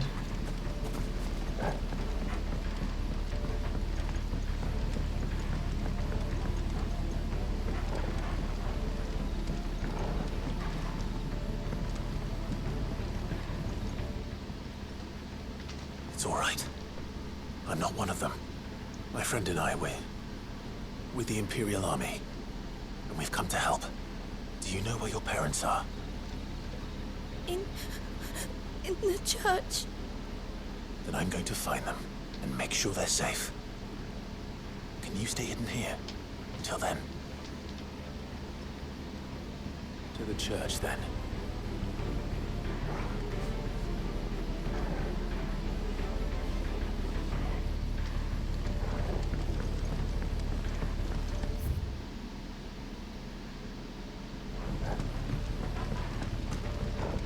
I'm assuming that this becomes a hub at some point.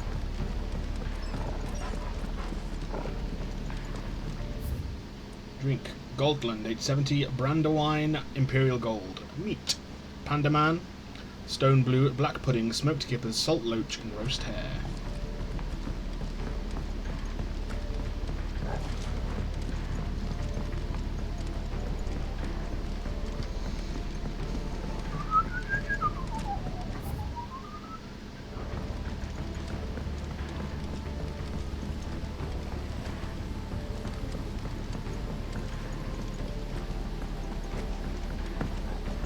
The church, I know. I'm one step ahead of you. You go in through the front, I'll take the rear. Anyone stands in our way, the other can stab him in the back. Sure. If that's how you want to play it.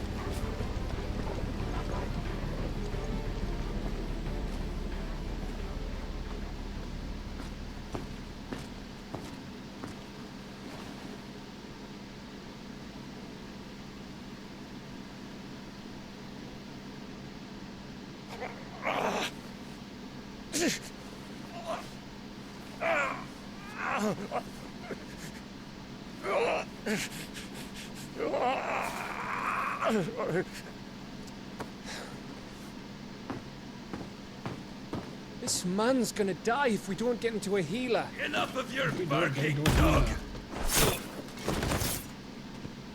About time.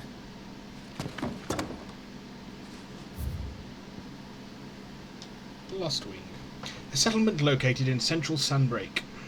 I'm still not... Sandbrake? We'll go for Sandbrake. In Sandbrake, on the northeastern edge of the Great Wood. Having initially found prosperity as a stopover point for travelling traders, it fell from favour when newer, better roads bypassed it, and eventually fell off the map entirely. The village is built both in and around fallen ruins, that the people of Lost Wing claim was once called an airship. The dominant fire. A mysterious figure is first seen amid the chaos of the Imperial invasion of Phoenix Gate, immediately before the appearance of the second Icon of Fire. The very icon that slew the heir to the ducal throne. Clive believes this man to be the dominant who murdered his brother, and is sworn to take his revenge. I'm back.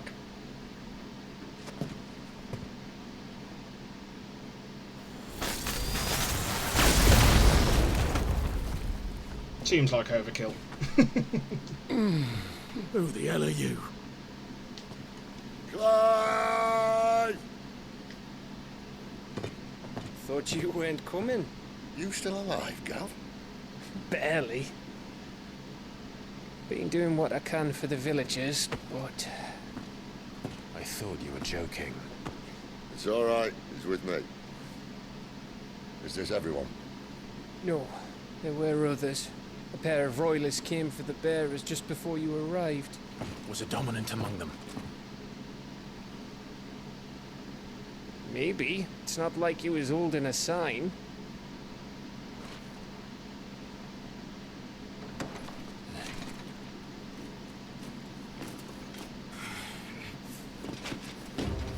can guess where he's going. Clive, after him.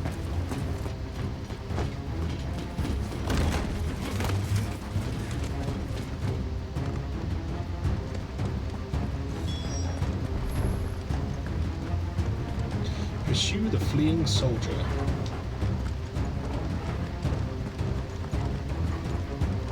Well, he fucking scarpered quick enough.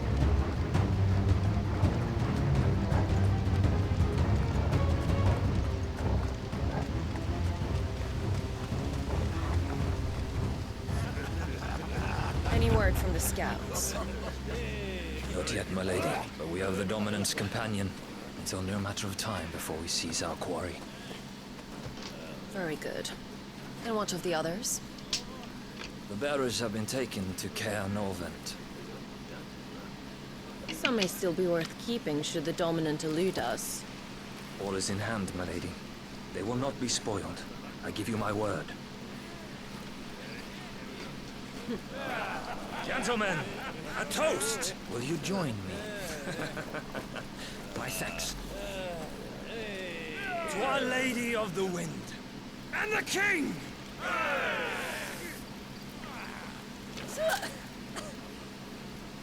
Ugh. Imperials drink this piss? Well, it would go some way to explain their breath.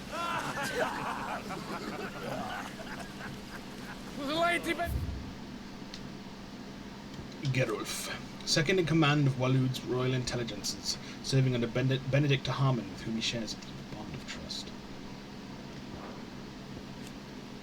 Commander of the Kingdom of Waloed's elite intelligences and a true scholar of the blade, who leads her loyal minions from the front. After attending the negotiations with the Dalmex at the Zenitra stronghold, where she crushed the hopes of the Republican army while encouraging those of Hugo Kupka, she parted company with her liege lord in order to lead a secret incursion into Imperial territory.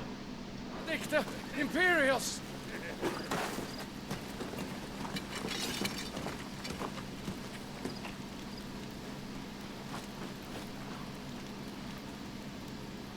And instead of killing them, you lead the rats straight to us. Mercy!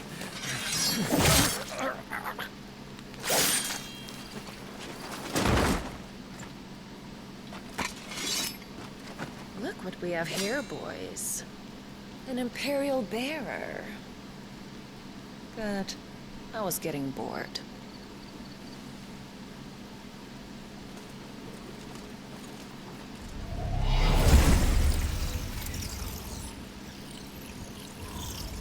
Ooh.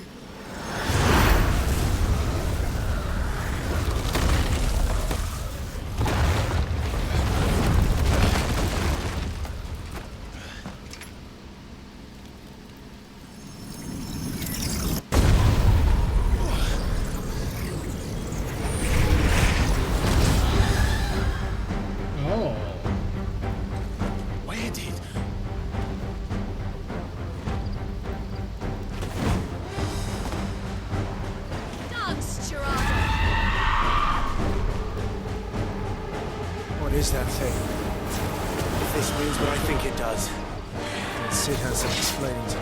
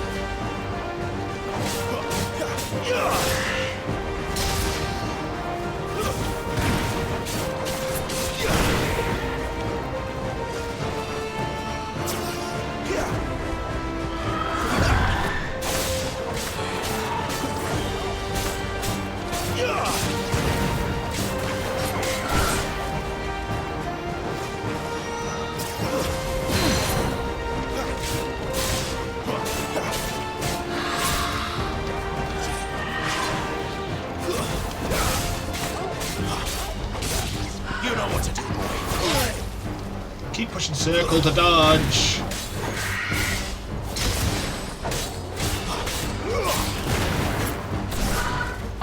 Not this time.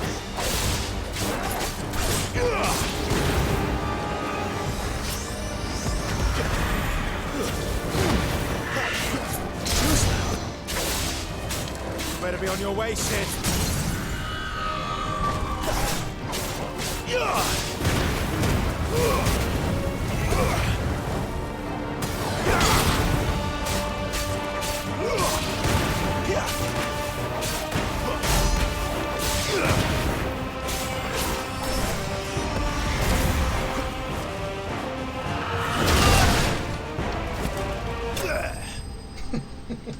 That's such a shit finish. I'm back! Made food. Nice, mate. What have you made? What are you eating this evening? This afternoon? Probably this afternoon for you. Cleric's Medallion. At a glance, what appears to be a holy relic, able to channel the power of the divine into curative energies, actually contains the dust of a light-aspected crystal, known to be a catalyst for the restorative arts.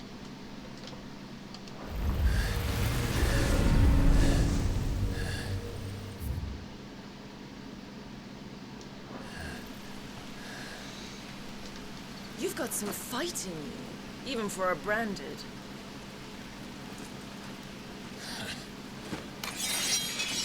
Clive!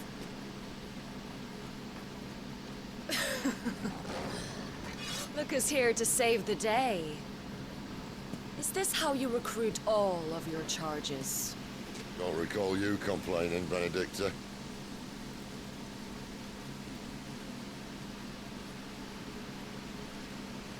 So, Sidolphus, remind me, why was it that you betrayed your king?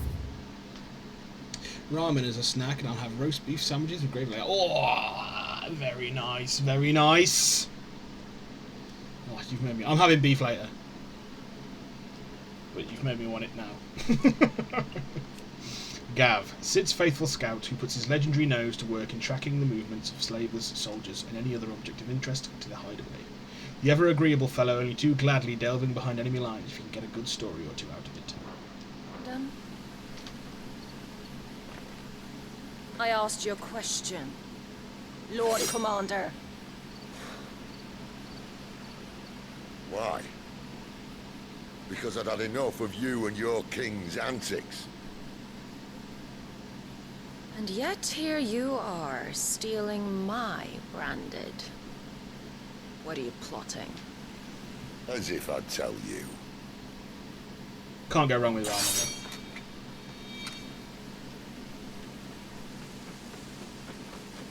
Lady Benedicta, we have secured the dominant.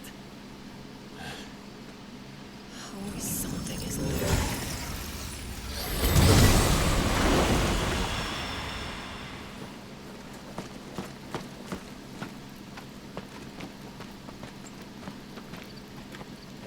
And she's gone.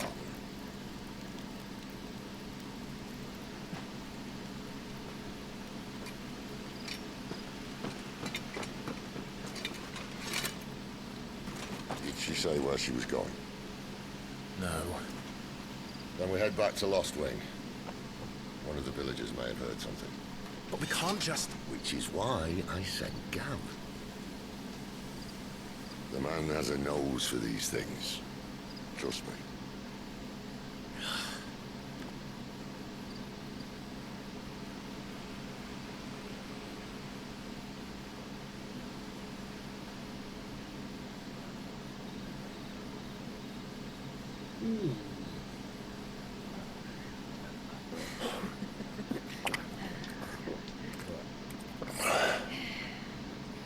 So, it wasn't about bearers at all.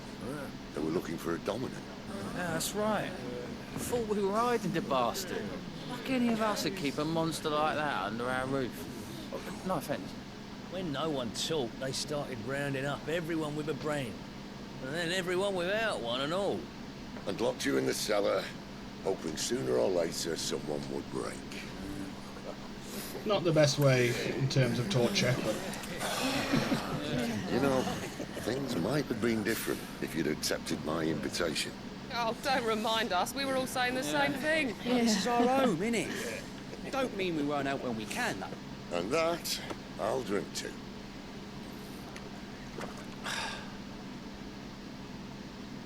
Oh, come hear the tale of Lord Tyrion, whose tamed worms 1,000 unslain but tenfold. 100 full legions the young dragoon led, and watched as 1,000,000 foes turned tail and fled. His lance levels mountains, it slanders the dead. The skies over storm breaks for Listen, Plum. Bard. Travelling minstrels who journey from place to place, performing in hostelries across Valistea to the accompaniment of lute or lyre. They provide not only entertainment but information on the state of the realm, oft singing of significant events and important personages. The Hideaway has its own resident bard, but the illiterate among its residents might remain informed. Revenge won't bring him back. It won't. 13 years ago, I watched a dominant kill my brother right in front of me. And I did nothing. But now I can. I can kill the son of a bitch and bring peace to my brother's soul. After that, whatever happens, happens.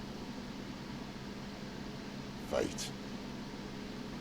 You're content to be its slave, then?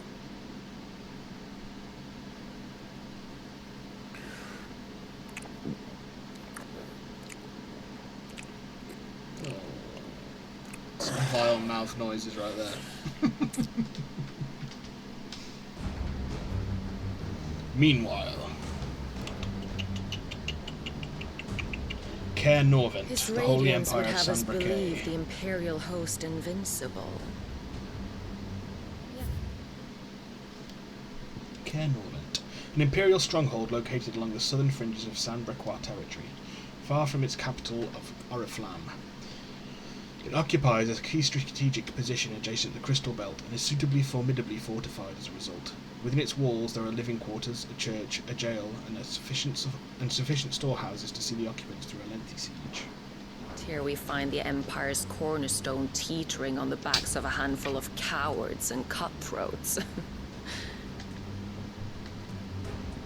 Well, Bahamut may lead 100 full legions. Could it be that the young prince defends a house of cards ready to topple at the slightest breeze? Ah, yes, the dominant. Tell me something. Why do you not resist? Within you lies the power to slay gods. The phoenix perished in your flames. Yet you do not fight. You do not flee. You refuse your gift.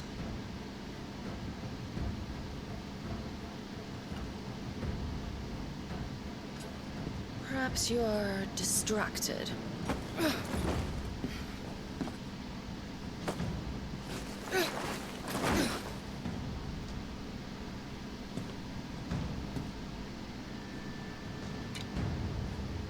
My offer still stands. Join us and you will be treated with the respect one of our kind deserves.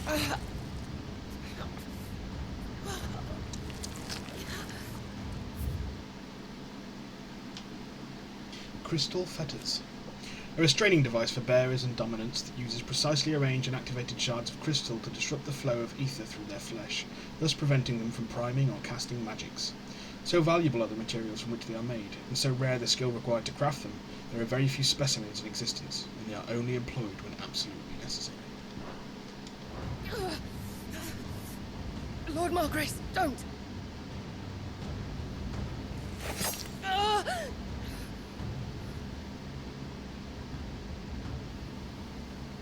I'll give you a moment to consider your options. Do be gentle with them.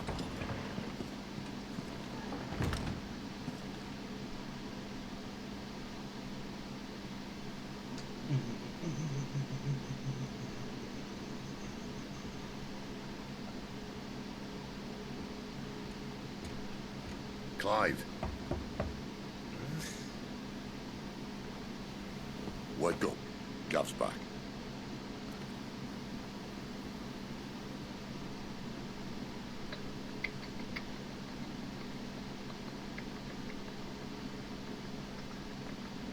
Caer Norvent. One of the Empire's outlying strongholds, though apparently not strong enough to keep out the Royalists. The captured bearers are inside. I'm sure of it. If Benedicta's orders are to stay in the shadows, she won't be traveling with many men. Meaning, she'll be keeping her prisoners together and close by. Including the dominant. So, we find a way into the fortress and conjure a bit of chaos. Chaos. I'm here to kill chaos. What about me? Excellent question, Gav. You will wait outside the care and guide those I free to safety. And miss all the fun. Why can't he do that? Clive doesn't have your nose. He'd stumble off a cliff before he even found the men. Come on, Gav. You're the best man for the job. Well, when you put it that way. Easily led. Suppose I'd better scout ahead for any surprises. Don't you let him down. I won't. Right. Shall we? Not so fast. We wait until tomorrow. But he's right there. And if we leave now, we'll arrive just as the sun comes up. Maybe join the guards in breaking their fast. Come on, Clyde. They only just took the place. They'll be there a while yet. We've got one chance at this. You don't want to waste it, do you? No. No.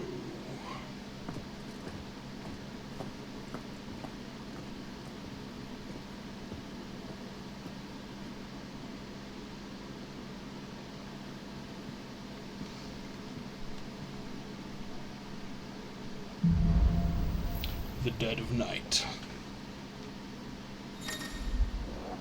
New stock. As the story progresses, new weapons and items become available at the Hideaway's trading post. Karen's told us with new forging recipes and the Black Hammer. No, that's settled. There's someone I want you to meet. At this hour? He's the owner of the tavern, and our best hope of getting a decent night's kip.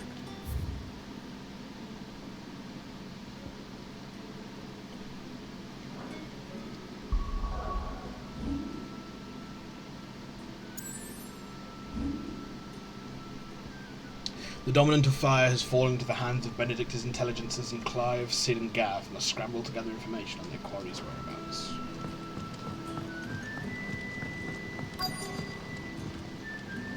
You're the kind man who saved Mummy. Thank you. Don't mention it, child. You haven't much, but you're free to look.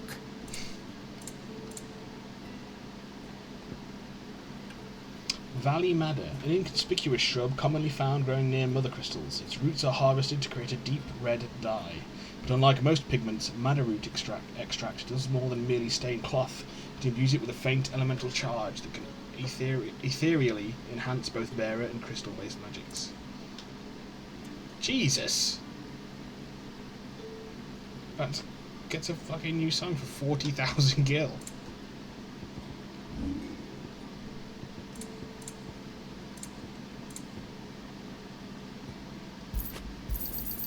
Here's what we agreed on.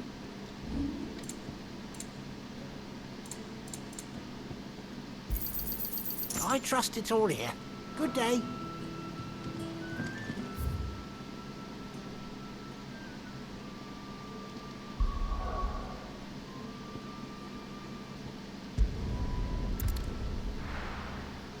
Let's go see what they've got in store for us here.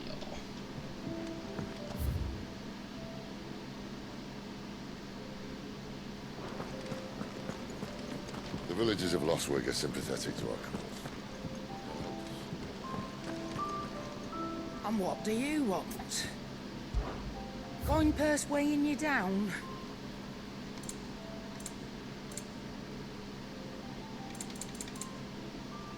Is that all?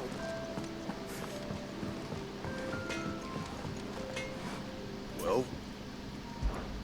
What's saying for you, dear?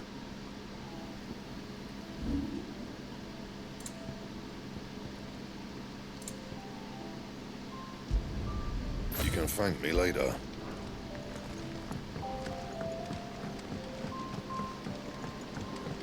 You're leaving? Already? Oh, then... stay safe. Stay safe. Do you think we should go and help?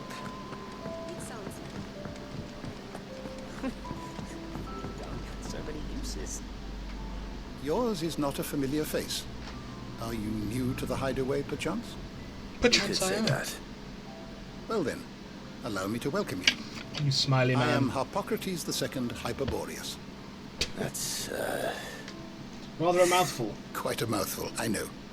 Which is why everyone here has taken to calling me simply Tomes, on account of the company I keep. And what varied company. I'm a collector, you see. Not of bijou and baubles, but of stories. The history and culture of these isles have ever been a source of endless fascination to me. But alas, my days of wandering the realm in search of new tales are far behind me. And so I've taken to sharing that which I've gathered with all who might listen. Perhaps you would care to listen. When I was very young, and lived beyond these shores, my father would read to me every night from the only book we had, The History of Valistea by Moss the Chronicler. So enchanted was I by this realm of myth and magic that when I was of age, I enlisted as a deckhand on a merchant galley, that I might see it with my own eyes. Yet, when I arrived, what I found was a land of war and suffering, darkened by the blight and the evil in men's hearts. Still, I was determined to follow in the footsteps of Moss and record what I could, and so I did, in all manner of places, and all manner of roles, until my aging legs could carry me no longer. Fortunately, Sid found me by the roadside, so to speak, and offered me a place here, where I might continue my studies, albeit without wandering. I have compiled some new entries, if you would like to see them. Oh yeah, to no one's surprise, I'm planning another playthrough of Spider-Man Miles on stream. I just wanted you to know that you called it a few months ago and you said I'd get another playthrough. No, I knew it! Well, I mean, it's not a surprise that you're going to be doing Miles. You'll be doing, because you can get through that in a day. I've seen you do it. And then, what? OG Spider-Man will be like 2 or 3 days? The 1,000 Tomes is a comprehensive compendium of Valistean lore, covering everything from basic terms to important persons, geography and history. New information is constantly added as Clive progresses through the story. Past active timeline entries can also be viewed. I don't believe you've read this particular chapter before. Clive tells Harpocrates of his adventures. Harpocrates updates the tome. Oh, this is cool. I like that. What subject shall we consider today? That's cool.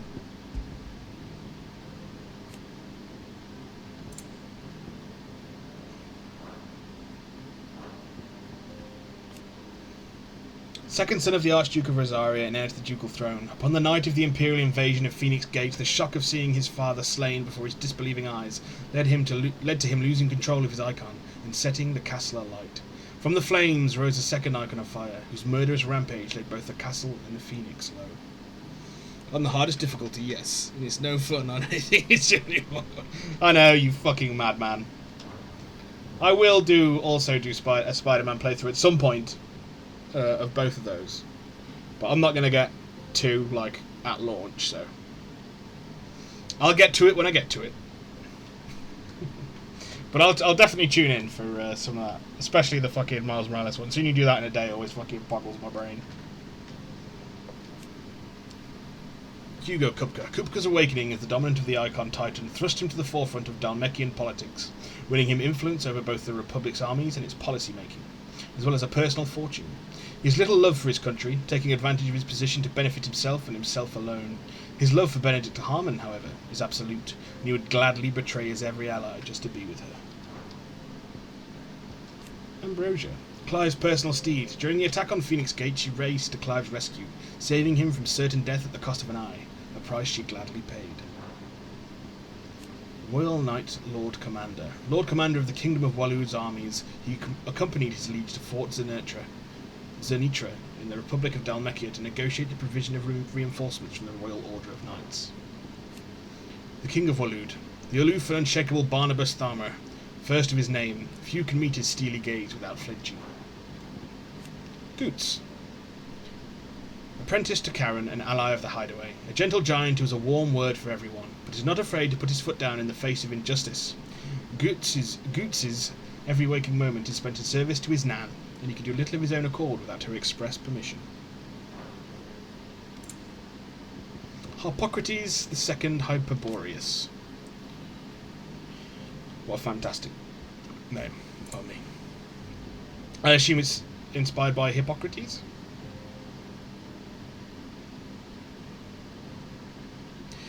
The Hideaway's resident historian, whose love for books has earned him the nickname Tomes. Harpocrates travelled to Valistea as a youth, seeking to unearth the secrets of this land of legend, and over the years has developed a deep knowledge of Valistean geography, history, religion, and folklore. Oh my god. Attendant to Margrace. Servant of a man who goes by the name Lord Margrace. Together they travel across the Twins to some unknown end. Sir Wade. A loyal shield of Rosaria, chosen by Lord Commander Rodney Murdoch to accompany Clive in his expedition to Stillwind. Though he did all he could to return the favour that he owed to Joshua for saving his life as a boy during the attack on Phoenix Gate, Wade was to meet the same fate as the prince. Sir Tyler. A loyal shield of Rosaria, accompanied Clive in his expedition to Stillwind. Though he did everything in his power to assist Joshua in the Archduke Elwyn's flight from Phoenix Gate on the night of the attack, his years of distinguished service were to come to a close when he was swallowed by the flames of the rampaging Phoenix. Elwyn Rosfield. Late Archduke of the Grand Duchy of Rosaria and father of Clive and Joshua. Elwyn's reign ended when he was beheaded by servants of the Holy Empire of Sambraque in their ignoble attack on Phoenix Gate. Known not only for his inspiring leadership and skill with a blade, but his disapproval of the mistreatment of bearers. His legacy lives on in all those who oppose imperial rule in what remains of Rosaria. Annabella Rosfield, Duchess of Rosaria, wife of Archduke Elwyn, and mother to Clive and Joshua. It was ever her purpose in life to preserve her phoenix-bearing bloodline, for which reason she betrayed her husband, that she might enter in league with a force she judged the mightier, the Holy Empire of Sambraque. It was Annabella's treachery that led to the disaster at Phoenix Gate. Rodney Murdoch, Lord Commander of the Rosarian army, outranked only by his firm friend Archduke Elwyn. Murdoch and his shields accompanied Elwyn and Joshua to Phoenix Gate to perform the rite of ancestral communion, only to be set upon first by Imperial infiltrators, then a second shadowy icon of fire, within whose flames Murdoch was engulfed. Tiamat, a bearer in service of the Holy Empire of Sambraque. Tiamat, or the man who now bears the name, is the leader of the Bastards, a squadron of elite assassins. It was on a mission to take the head of Shiva's dominant in the Nisa defile that his subordinate, Wyvern, real name Clive Rosfield, turned upon him and cut him down. Biast, second longest serving of the Bastards, an elite band of slave assassins in service of the Holy Empire of Sambraque. He and his sergeant Tiamat fought alongside each other for many a year, and Biast trusted him with his life. Alas, there was little Tiamat could do to save him from the boulder that was to fall from the skies during their ill-fated mission to infiltrate the Dalmekian Republic and take the head of Shiva's dominant. Avis, a branded soldier for the Holy Empire of Sambraque, who served alongside Wyvern. None know his true name. He and his band of elite assassins were tasked with taking the head of the dominant of Shiva, but he was to lose his life. But he was to lose his life to a crusader's axe in the course of the mission. Dalmekian Chief Strategist. Chief Strategist and former Field Marshal of the Dalmekian Republic, while there was a time he took personal command of his troops, Hugo Kupka's rise to the prominence led to his being recalled from the battlefield by reason of his advancing age, for which he bears the vainglorious dominant a deep-seated grudge. The Republican Prime Minister, leader of the Dalmekian Parliament, and eldest and most experienced of its members, those elected by the States of the Republic, plus the dominant of Titan, who serves as an official advisor. Alas, Hugo Kupka does not take kindly to his advice being ignored. Moss the Chronicler, far-fabled scholar of the Valistean history and legend. Even to this day, much of the surviving knowledge of the distant antiquity of the twins issues from his quill. In his later years, his writings attracted fierce criticism from certain scholarly circles, which resulted in him removing himself from public life. Lay of the land. Valistea, a realm comprising the twin continents of Storm and Ash, over which the Mother Crystals stand timeless vigil. At the foot of each, great cities have risen up over the eons, and around them powerful nations. The land has been blessed with the light of magic since time immemorial. In recent years, a creeping blackness has begun to gnaw at its borders. The Blight. Storm, the westerly of Valistea's two great continents. With its frozen northern reaches, its temperate marshy midlands, and the searing heat of the south, it boasts a breadth of climes and cultures not seen anywhere else in the known realms. Sid's Hideaway.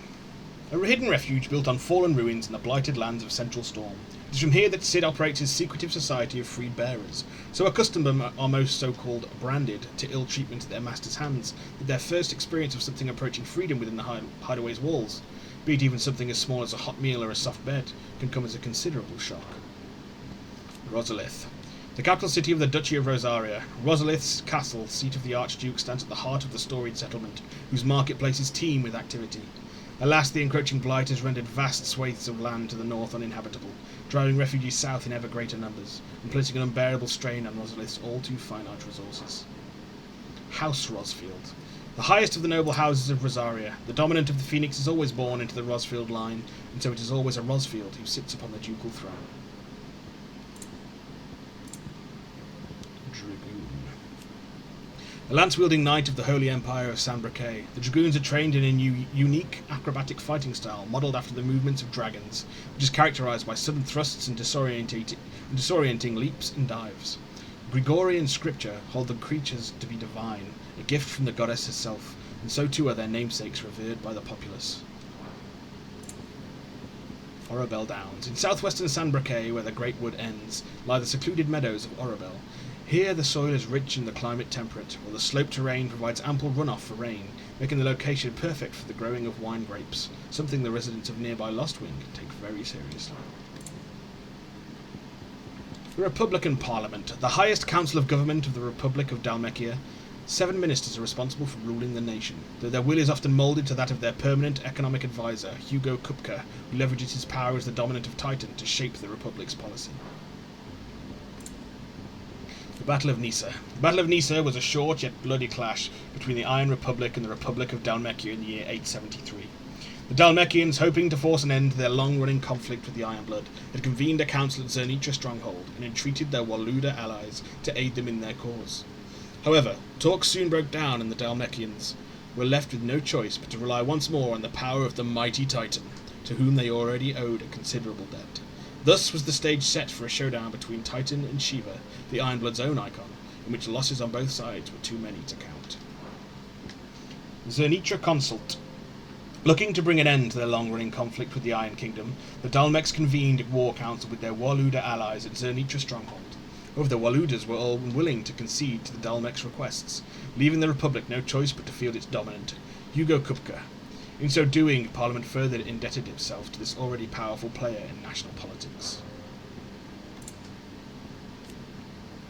The Iron Kingdom, an archipelago nation situated off the west coast of the Storm, with its capital city at Craiglas. I'm sure we've done that. The Mother Crystal Drake's Breath rises from a volcanic island situated just within its borders, and is worshipped as a god, just as the state religion, the Crystalline Orthodox, dictates. This same religion decrees the use of magic to be anathema, and the bearers and dominants who use it to be sinful aberrations, leading to even greater discrimination than that suffered by their brethren on the mainland. Given their stated desire to control all the mothers, the Ironblood's attitude to other nations is one of indelible antagonism. The way the bearers are set up reminds me of how mages are treated in Dragon Age. Well, yeah. And how elves are treated in Dragon Age. And the Iron Kingdom sound a lot like the Qunari and how they treat magic and stuff. Interesting parallels. Drake's Breath, one of the Valistea's 5 remaining mother crystals, located in the volcanic isle known to the Ironblood as Bain Leithlath, in the seas between Rosaria and the Iron Kingdom. Its occupation can historically be traced to the Duchy. Control of the crystal was recently wrested from Rosaria's grasp by the Crusade, following a series of bitter conflicts. The Crystalline Orthodox, a religion dedicated to the worship of the Mother Crystals. Its priesthood enjoyed great power with the Patriarch, leader and chief shepherd of the faithful, the most powerful of all. Whilst best known as the state religion of the insular Iron Kingdom, it was once practiced throughout Valistea. To its believers, the Mother Crystals are literal gods, and the wasteful expenditure of ether through the use of magic is strictly forbidden. As such, those who do use magic, dominants and bearers both, are seen as subhuman abominations. Oh my god. Crystal. One of the most valuable materials known to mankind, thanks to its ability to channel ambient aether from the air, allowing those without an innate power to do so to cast magics, and as most Valisteans cannot live without magic, its supply and distribution is heavily regulated by governments across the Twins. A given shard can only channel a certain amount of aether before it shatters, so the need for new crystals is incessant. This is in the mysteries of the realm. Section. Magic. The art of channeling ether to make one's imagination manifest. This can take the aspect of one of the 8 elements: fire, water, wind, earth, ice, thunder, light, and dark, or more rarely be unaspected. While bearers and dominants can cast spells at will, others require a crystal. To do so, Magic is part of everyday life for the people of Valistea, making it all but unlivable when they are deprived of its gift. Crystal rations. Shards of crystal small enough to be held in the hand, which allow those who are not born bearers to cast magics. The nations of the twins see such shards mined from the mother crystals and distributed to the populace, so that every man and woman of good character, bearers, criminals, and other undesirables not included, might enjoy the gift of magic. It is common for people to keep them about their persons, in a protective case. Municipal shards. Large shards of crystal that are entrusted to towns and cities across Valistea in order to serve the populace. Where those shards rationed out to individuals might suffice to fill a cup or light an oven, municipal shards fill wells, fire forges, and light the streets of the great cities of the twins. Ether. The life force of the land and the source of all magic. The amount of ether a spell consumes depends on its strength, with those manifesting more potent forces over a wider area coming at a greater cost. Larger crystals can channel more ether than smaller ones, and thus can be used to cast more powerful magics. One might use a small rationed shard to grill a fish, but that would require a large municipal crystal to fire a blacksmith's forge. Icon. Magical beings of godlike strength who dwell within human hosts known as dominants, only emerging when the dominant primes. History records 8 icons in total, each with a unique elemental affinity, one ward in each of fire, water, thunder, ice, wind, earth, light and darkness. The common belief that 2 icons of the same element cannot coexist was shaken by the appearance of a second icon of fire during the Imperial attack on Phoenix Gate. The Fallen. An ancient yet highly advanced civilization whose relics, said to be the remains of airships that once soared through the skies, can be found across the length and breadth of Valistea. Sid's Hideaway is but one of the many settlements to take a fallen ruin as its foundation, taking advantage of the sturdiness of the ceramics, which are stronger than steel. They are not, however, immune to the passage of time, and so the hideaway is in need of constant repairs. Priming. The act of a dominant transforming their living flesh into that of their icon. Dominants most often prime during times of war, using the immense strengths of their icons to turn the tides of battle. Though it is usually done deliberately, the dominant remaining in control of the icon even when primed. On occasion, a dominant will lose control of their powers and see their icon run riot. Arete Stone, or Arete Stone. A mysterious ceramic tablet that stands in the hideaway, of a similar construction to the other relics of the Fallen, yet seemingly not a part of the airship proper. Its imposing appearance suggests some important function that has been lost to time. Whatever strange secrets lie within it, it seems to react to Clive's presence and urges him to unlock his hidden potential. Obelisk. Ancient relics found across Valistea. Their construction closely resembles the airships of the Fallen, but unlike them they do not appear to have fallen from the sky, rather to have stood in place since time immemorial. They illuminate when Clive approaches, though for what reason it is unknown. After once being lit, they continue to shine with the same blue glow night and day, making them ideal for use as waypoints. Rosarian National Anthem. Perhaps the most beloved ditty in the Duchy, the Rosarian National Anthem was written for the occasion of the new nation's founding and is filled with patriotic imagery of rolling meadows, rising flames and stirring song. It was oft heard raising the rafters of ducal alehouses, particularly close to closing time, where disputes over the lyrics to the less practised third verse would occasionally end in fisticuffs. Beastmen. A somewhat derogatory nomen given the collective group of demi-humanoid beings that includes goblins, orcs and minotaurs, among others. Beastmen tend to differ from most wild creatures in demonstrating a distinct intelligence, possessing the capacity for spoken and sometimes even written language, as well as complex tool building. And many have developed unique, albeit simple, civilizations of their own. With civilization, however, will always come the desire to expand, and it is this ambition that has resulted in countless clashes with humanity over the centuries. Orchestrion. A curious clockwork contraption that is able to perform several different musical compositions at the flick of a switch. The Journal of Moss. The Annals of Moss the Chronicler, a scholar of Valistean history, noted not only for his singular insight, but for the lyricism of his writing, an exceptionalism that earned him the enmity of his fellow scholars and drove him from public life. Such were the misgivings towards him that only a handful of copies of the journal were ever produced, making the tome a prized find among collectors. The Bestiary. Tirada, an ethereal conjuration summoned forth by Benedict Harmon when Clive encountered the dominant of wind near Lostwing. Despite their size, the creature's heavily feathered wings did not seem to hamper its movements, which was disconcertingly nimble. More so than speed, though, it was Tirada's array of powerful magics that set it far apart from lesser foes. Shiva, the Warden of Ice, of whom Jill Warwick is the current dominant. With her glacial aspect and ability to conjure boreal boulders from the ether, Shiva's appearance on the battlefield makes her enemy's blood run cold. Gaius. As they are oft witnessed in the presence of goblins, many believe these lumbering brutes to be goblins themselves, albeit ones that have grown to prodigious size. Scholars, however, deny these claims, and insist the two tribes are independent and their relationship a symbiotic one, with the Gygas providing protection to the slighter goblins, who in turn provide the craftless giants with sundry arms and vestures such as their charnel carcanets created from the bones of their victims. The spread of the blight has seen both tribes impinge on human territory with increased frequency, and recent spottings have put them as close to the civilization as 3 reeds in Rosaria. Vampire thorns. While most flora is thought of as stationary, roots binding them to the soil upon which their matron's seed first fell, there are some species which have an uncanny capacity for locomotion. Species such as Northern Storm's vampire thorn, instead of drawing nutriment from the earth, these pitcher-like plants hide themselves in the undergrowth, where they wait for prey to happily stumble by, at which time they rush out, emitting a foul cloud of mind-numbing pollen and viscous sap to disorient the victim, while they strike and strangulate it with a pair of frighteningly long vines. Morballs. The foul cocktail of bile and partially digested prey that accumulates within these giant carnivorous plants' bellies makes their breath so spectacularly rancid that it can be used as a weapon to repel would-be attackers. Morballs favour more humid climes, such as those found on the volcanic isles of the Iron Kingdom. However, the spread of the blight has driven the mobile flora to cooler areas, such as the swamps of Rosaria. Yeah, they're like Marlboros in other Final Fantasy games. Chocobos, favoured steeds of the people of Valistea. While they are mainly bred for riding, some are used to pull wagons, and some are even eaten, but the boldest and bravest are put forward for use by the military. They are intelligent and fiercely loyal creatures, and tend to tolerate only their master's attention. Wild chocobos are no less vigilant, and will readily attack anyone who they perceive to be a threat.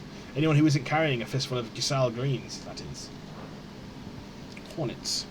Most commonly found in the woodlands of Rosaria and western San Braque, hornets are often mistaken for birds due to their prodigious size.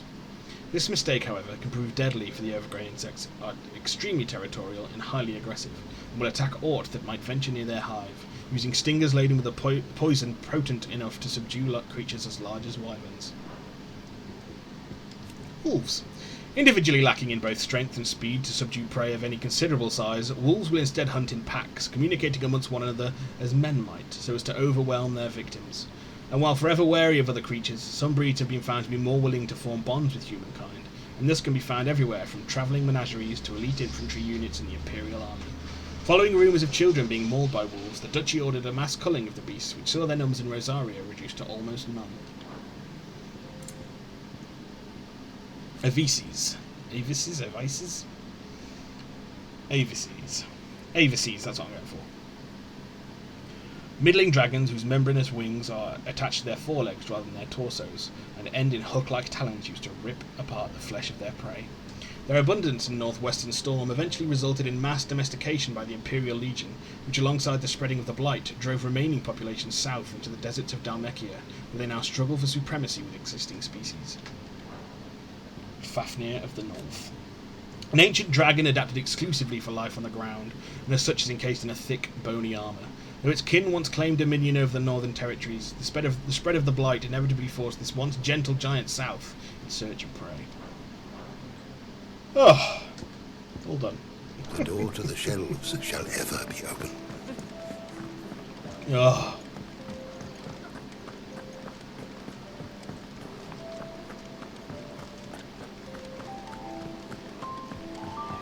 That was so much reading. There's a good girl.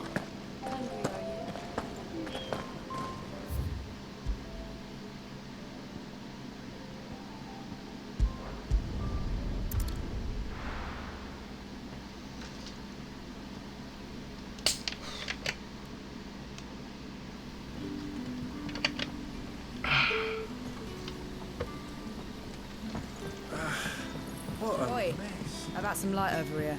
It's black as Odin's bumhole.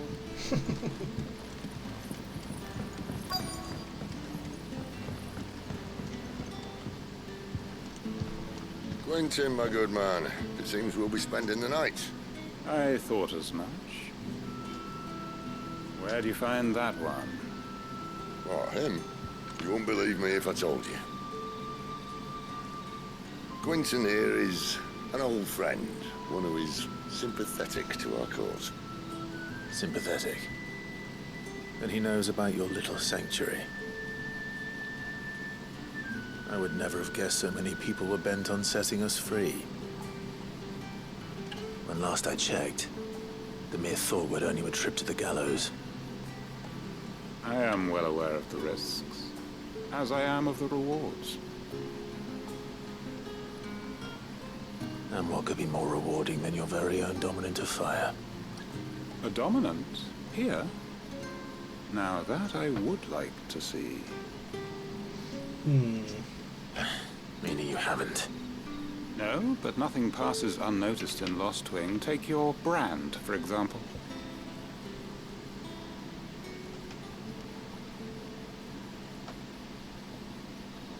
People will see that at once.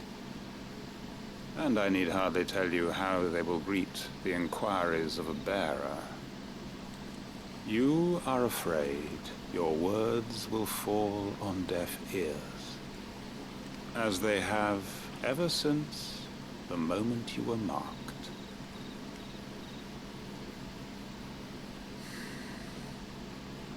Happily, I can provide a solution to your dilemma, as a favor to Sid, that is.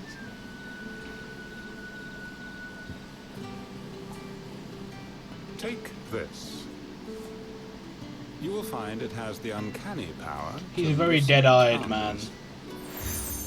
Seal obtained. You accept the hanged man from Quinton. May the mothers guide you.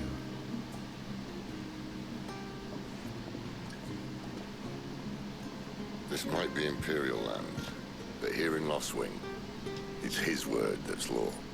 But how? You don't need to worry about that just yet. Trust me. Everyone in Lost Wing knows what that seal means, and what it means if they don't take note. Now we can sit here counting our blessings, or put them to good use and find that dominance. Your choice.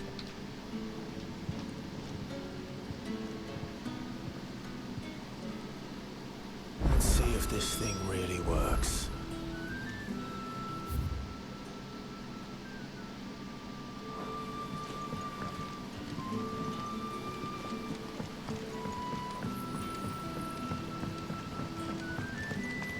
And that's all you can remember. Think hard. I already told you. There's no...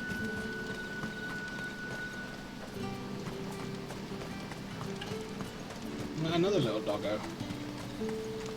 Yeah, it's a doggo.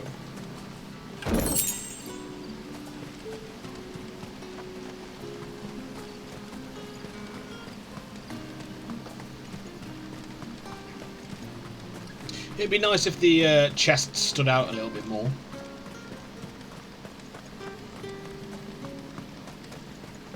But alas.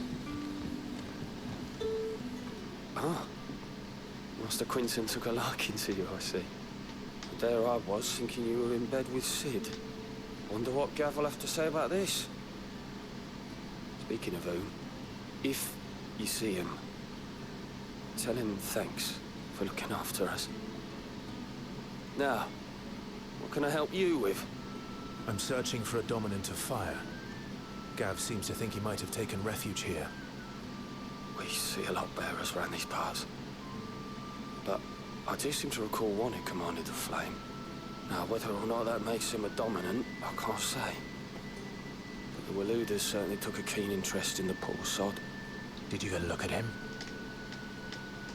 Didn't have a chance. One of the other bearers might have done. Thank you.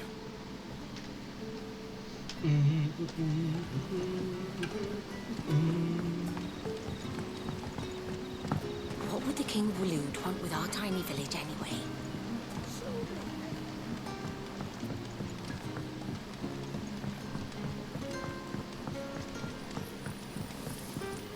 Mind your step. The Royalists didn't do us the courtesy of tidying up when they left.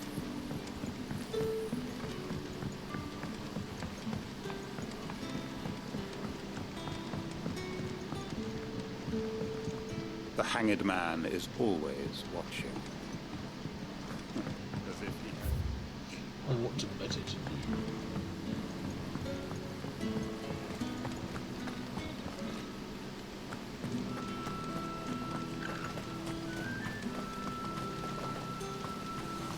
royalists. We'll need every chocobo in the valley to clear this. I still can't call them chocobo. I've been calling them chocobos for so long.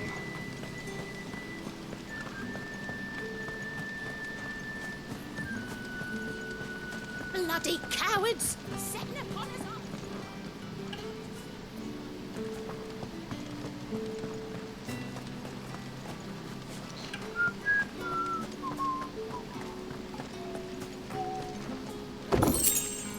Black blood.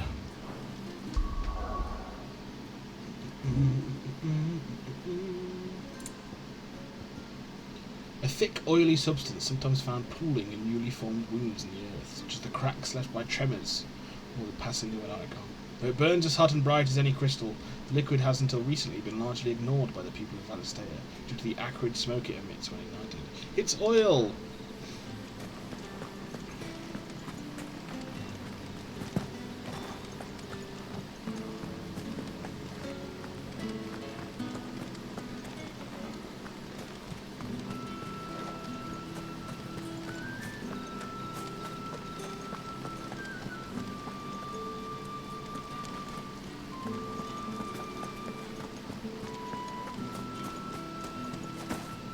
Oh, come on.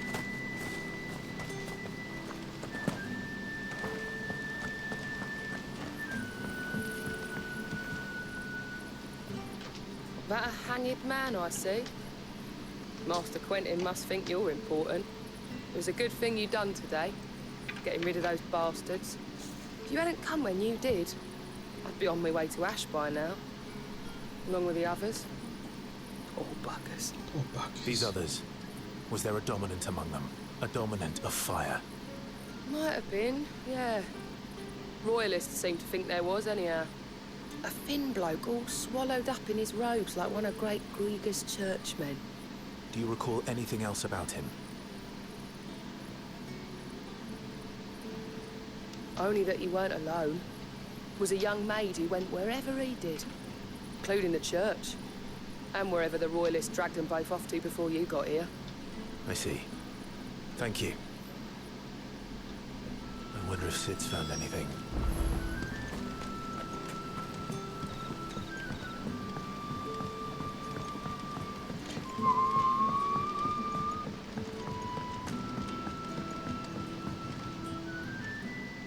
Tell me that scowl means you've got good news.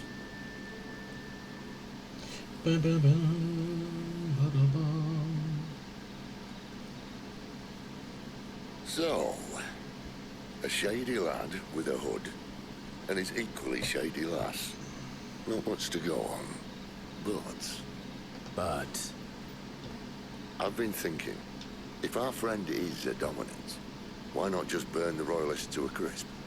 There's a reason he's holding back, and I reckon it has something to do with his partner.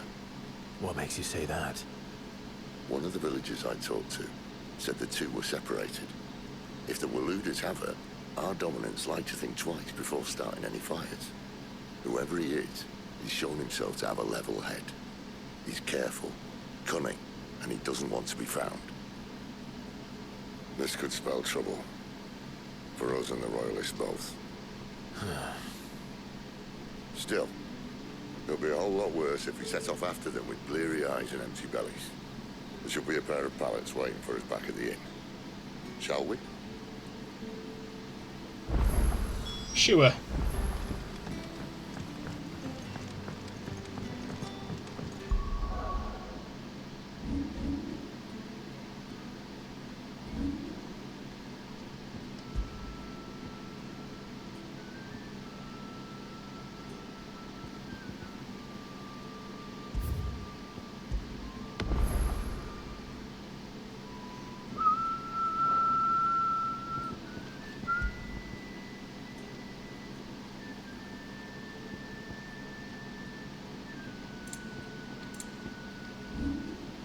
I don't know why it won't let me adjust the fucking volume.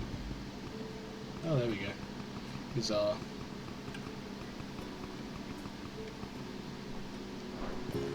There we go, that's a bit better for me. And hopefully it doesn't affect... Hopefully it's not drowning me out. Well, those beds. Beds? I seem to recall your request being to spend the night. And for that, the floor will more than suffice. Better than a wet rock, I suppose. My thanks, Quentin. Next time you're at the hideaway, our floor's all yours. No need for thanks, Sid. This isn't an act of charity. You don't say. In exchange for my floor, I shall be requiring your services. The Royalists saw fit to erect a barricade across the road south when they occupied the village, and failed to remove it when they left. I expect it to be gone before Sounds you good leave. to me. Awesome. As you wish. Thanks for letting me know.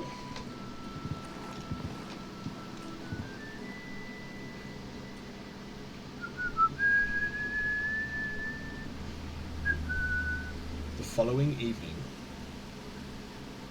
Well, that took longer than expected. First time dismantling the barricade? It gets easier, don't worry. I won't. If we leave now, we'll arrive at the care when the shadows are at the deepest. Unless you'd rather wait. No more waiting. The road south then? Unless... I know of another shortcut. You should be so lucky. Appreciate your help with the Royalists' barricade earlier. We'll see to the rest. See that you do.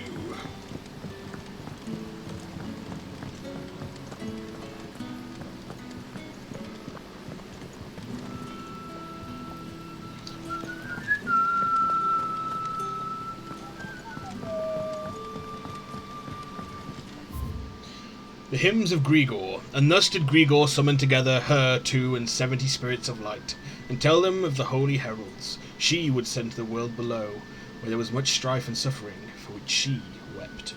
Rejoice, she said, for my heralds who are a part of me, and who are me, shall be as bread unto the starving, and as water unto the thirsty, and shall bring light where there is only darkness. Weep not, my children, for hope is not yet lost. Keep faith in your hearts, and the goddess Skriga will not forsake you. The mysteries of vinification.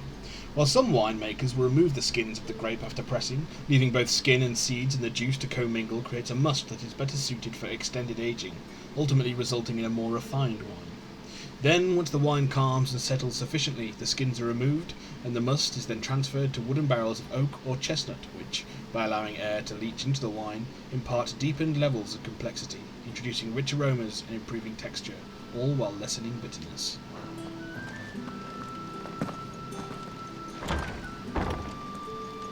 Nothing down here but dust and cobwebs. Unless you're here to help me get rid of them. Ooh.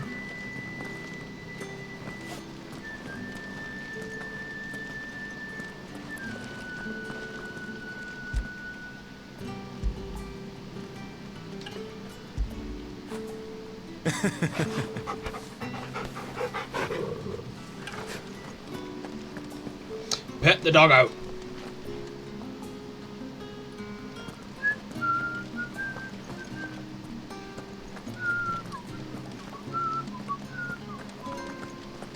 I thought there might be a chest down here. It would seem not.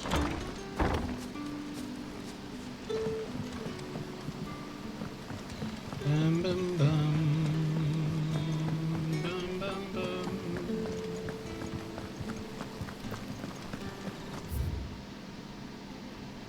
Ah, wrong way.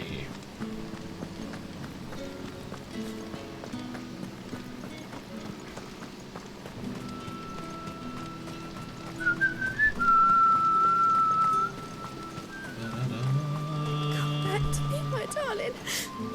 I can't bear another night without you.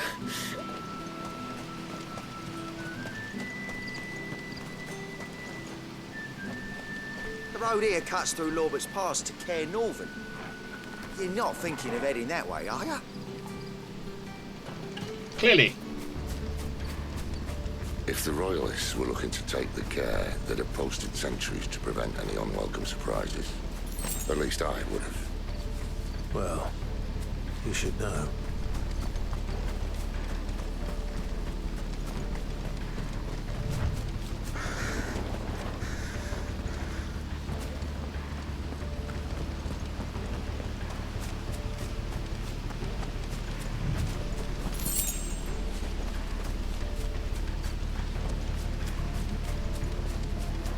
Wrong way, friend. The village is behind Told you.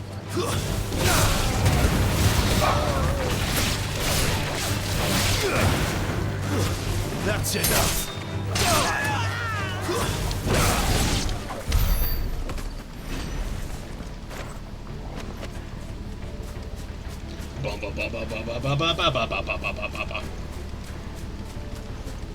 How was the combat? Was the combat decently at a decent volume, or was it too loud? What are the royalists thinking?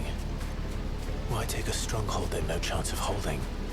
When they've no intention of holding. I don't want to deafen your... The king is up to something. The king? Well, you don't think they're acting on a whim, do you?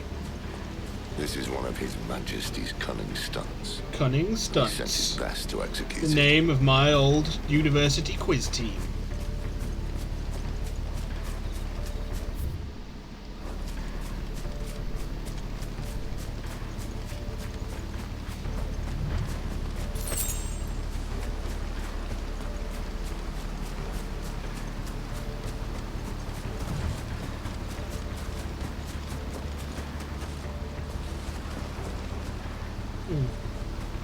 I was sure there'd be something there.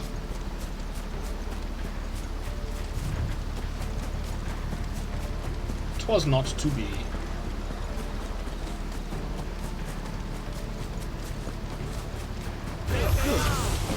Just as the lady said. Stay down.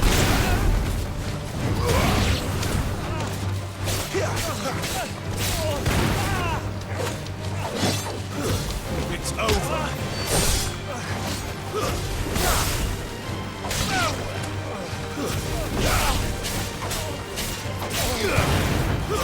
That's enough.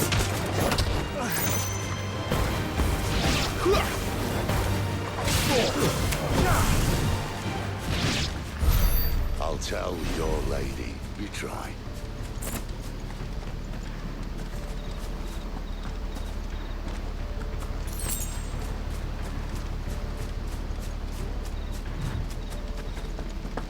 Norvins. Hard nut to crack, even when it isn't crawling with royalists. I don't care who else is in there. They will die.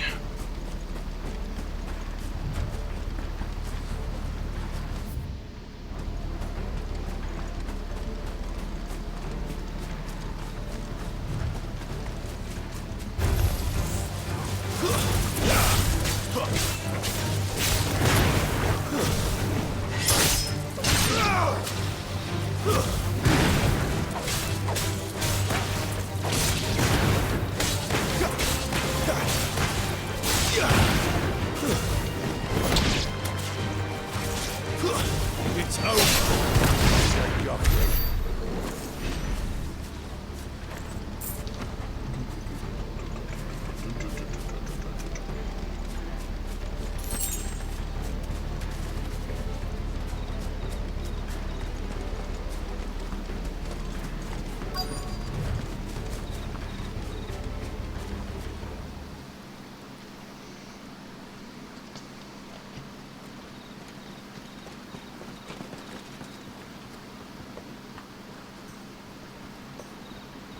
Much as I enjoy battering down the front door, I hazard this endeavour will require a bit more tact.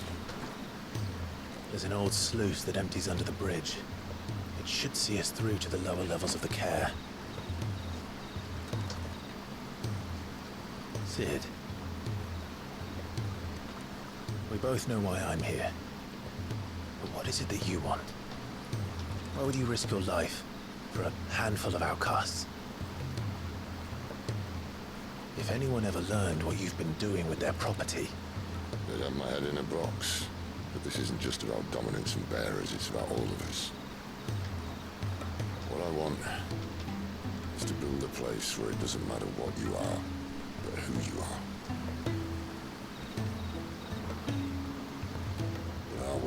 ready for a place like that. Yet.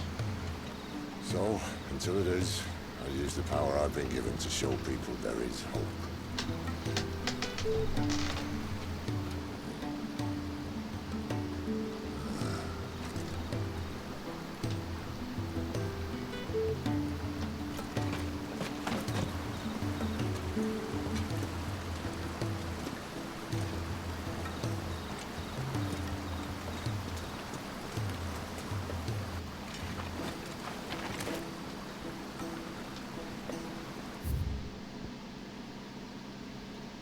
The liberation of bearers. That which Cid and his allies strive to do. Save bearers from slavery. To this end they gather information about masters who most mistreat their property, that they might focus the rescue efforts on those most in need. Freed bearers are brought back to the safety of the hideaway. Yet though many are unsure what to do with their newfound freedom, the combination of a warm welcome, warm food, and a warm bed helps to calm their cares. So, tell me about this Benedicta. The best and worst decision I ever made. Don't underestimate her, Clive. A fight with her icon is not one you're likely to walk away from. Garuda. Warden of the Wind.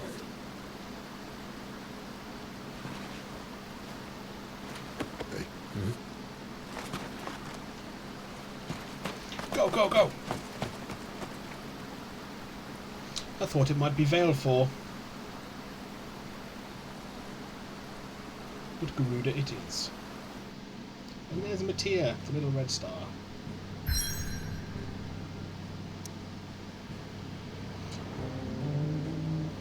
Caer Norvent. Once used as a stronghold, the Holy Empire has since disgarrisoned the strategic position along the neutral crystal belt and now employs it in the training of Imperial Army recruits.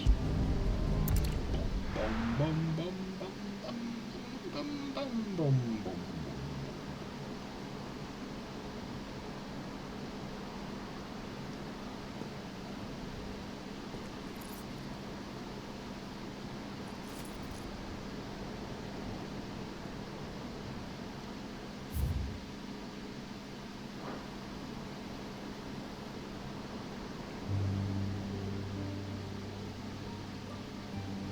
The land has fallen. The eastern territories all but belong to the orcs. I'll have my men ready to depart by noon. Don't bother. But what of the mines? Without adamantine... The Kingdom of Waloed, the sole surviving nation in Ash. Waloed has its capital of Stonehir, home to the mother crystal of Drake's Spine. A warlike land, its considerable military might serves to keep neighbouring countries at bay. Not all are deterred, however, and the constant need to fight off hordes of beastmen prevents the royalists from launching a full incursion into Storm. Orcs. A warlike yet surprisingly organised species of beastman native to Ash.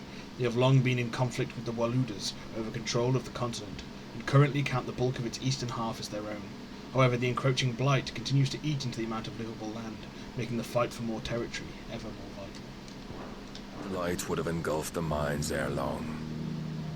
Besides, you already have your orders. Yes, my liege. The dark swallows more of the realm with each passing day. The land starved of the ether that gives it life. And as the fringes fade, the people flock to the mother crystals, desperate for their blessing. I assume it's the overusage of the crystals that's bringing about the blight. Within, hastening us to our own destruction. And so you do what must be done. I unite the dominants, that we may bring an end to the strife, and found a new order to see us unto tomorrow.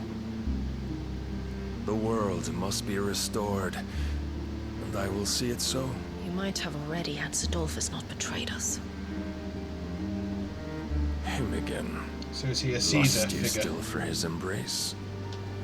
He wishes to conquer the world, to unite the dominants. Not.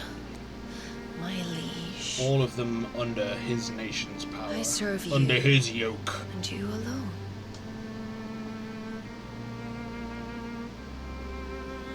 I remember well the day you first entered these halls. Your pale hand pressed into his, as if it would never let go. That was a long time ago. Yours is the only hand I need. Now and always. Soon, my dear. Soon all will know whose hand it is that keeps them from falling into the darkness. Hold me, my liege. Never let me go.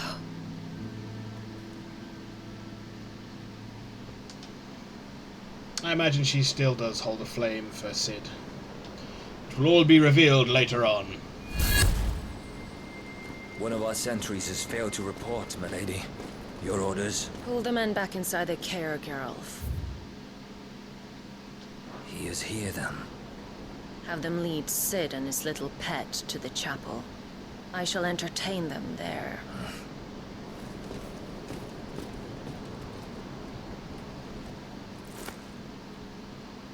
And she's using Hugo Kupka.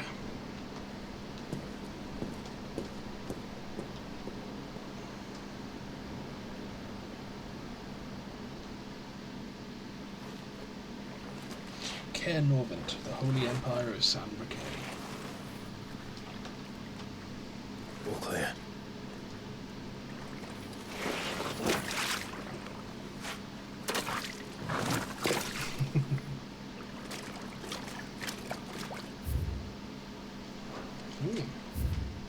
Adolphus Telamon. Born in a land, leader of the Hideaway and dominant of Ramu, Warden of Thunder. Born in a land beyond the Twins, Cid journeyed to Valistea as a sword for hire. It was here that he entered the service of Waloed, awakened as a dominant and was finally elevated to Lord Commander of the Royal Army. However, he was soon to abandon his post, and Benedicta that he might instead create a world where bearers and dominants can die on their own terms. Headwind. That's a nice trick. You'll have to teach me sometime.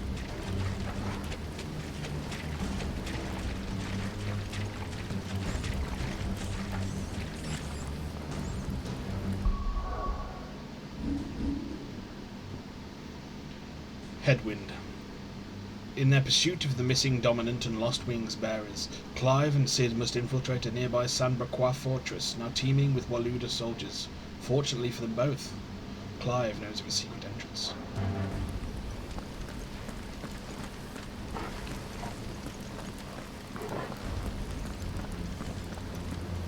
Oh yeah, he's sneaking about with his floating ball of fire above him. They'll never see you coming. They may be holding the bearers there. Sound plan. As long as we keep ourselves on this side of the bars.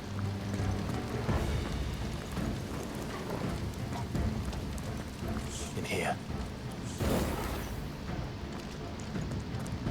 They're all empty. And you're gonna give up?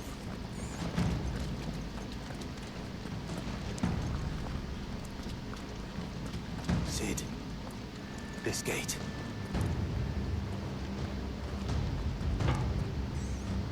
Need some help?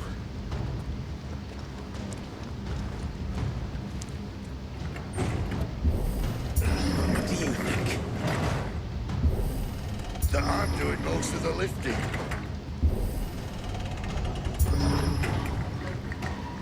At your leisure, Clive.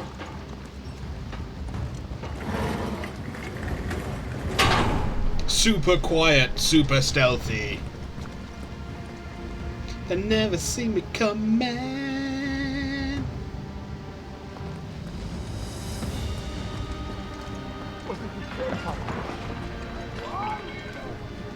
Did you hear that? Unfortunately, yes.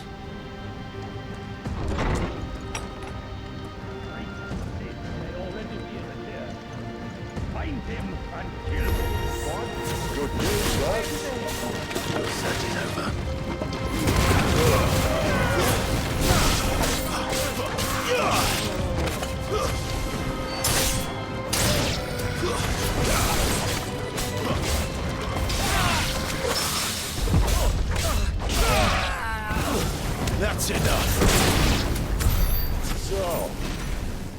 Where to next?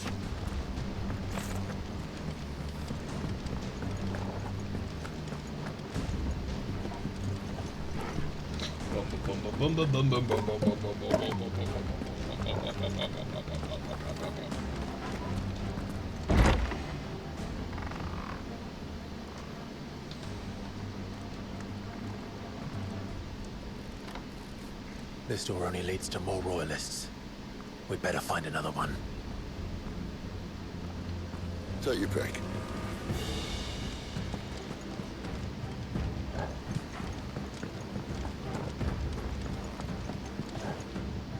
How about a window?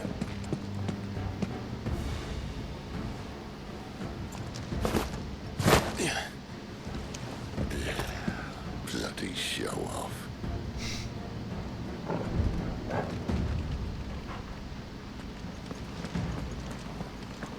Well, we found the Imperial garrison, right where the Royalists left them.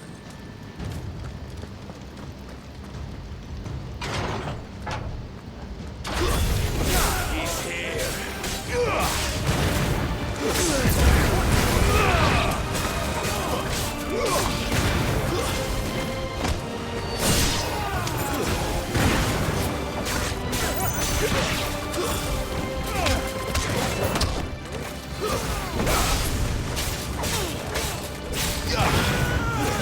It's over.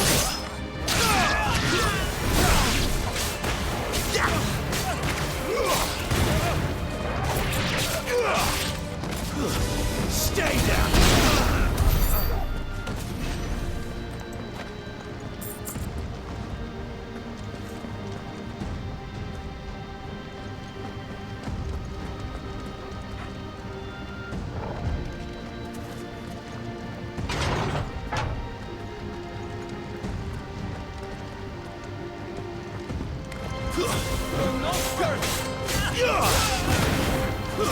It's over.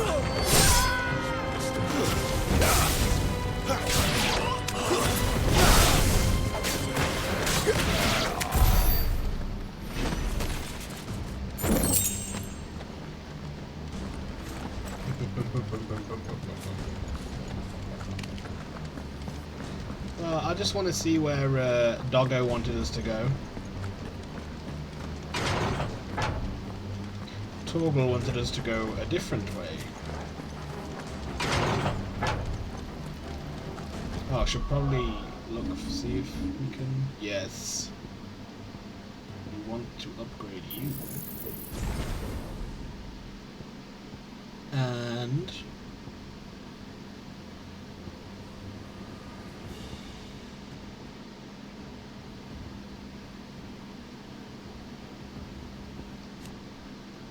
Reaches time. Yes, please.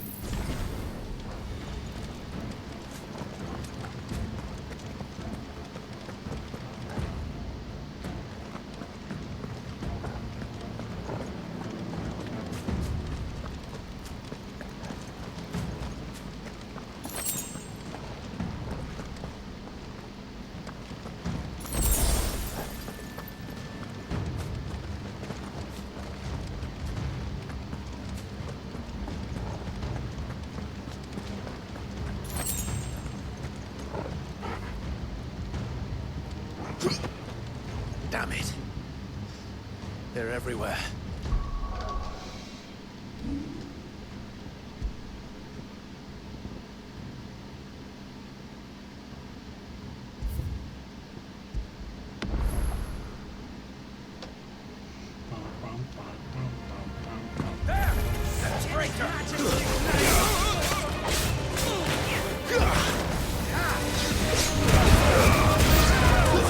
Stay down.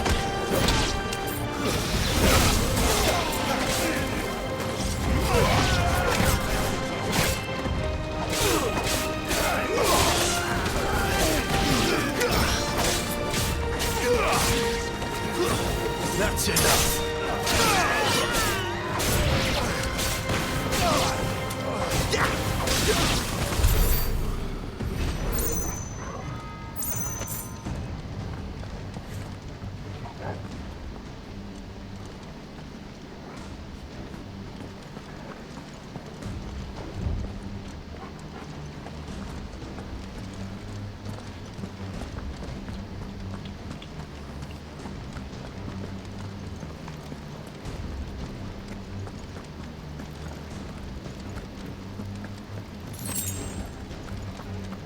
Then where would that have taken us the other way? Can we climb this again?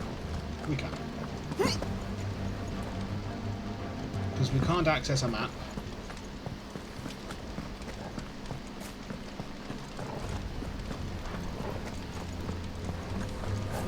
I'm just trying to work out where the if these two paths intersect at all.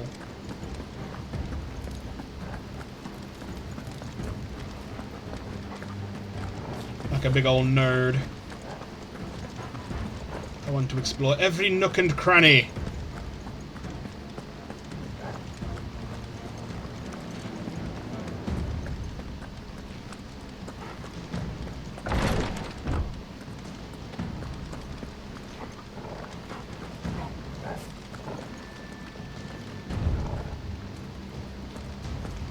So this is the double doors that we've just come through.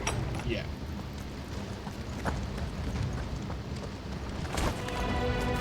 Welcome back, Lord Kupar. Oh, I'm not scared.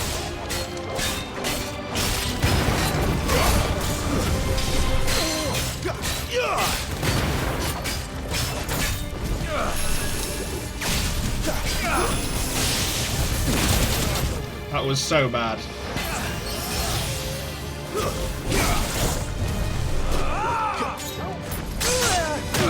As was that.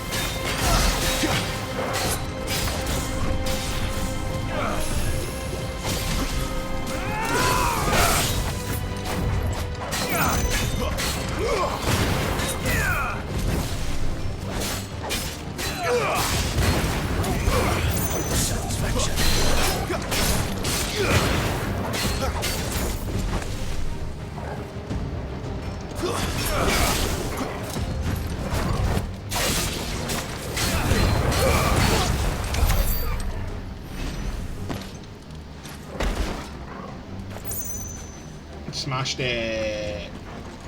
Although it was a pretty fucking wank start. Never were one for half measures, were you, Benedicta? These poor sods didn't know what hit them. The Favor of Fire, the Scarlet Cyclone. Oh yeah, we had the Cleric's Medallion, didn't we? Yeah, that's what we're going to be using. Residual fire ether that, having failed to dissipate on the battlefield, has instead manifested into a solid form, not unlike a crystal, but with an elemental purity that renders it far more potent, if not highly specialized in its applications.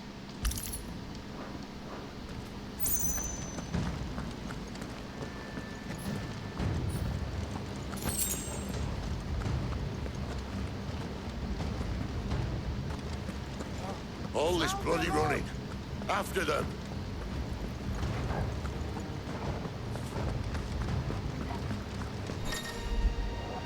Well guarded. Attacking an opponent from the front while it is guarding will deal no damage. Circle to the rear to penetrate its defenses.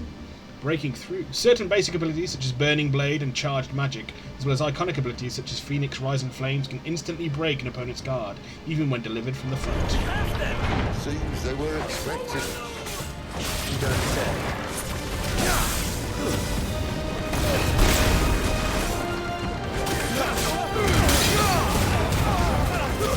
That's enough.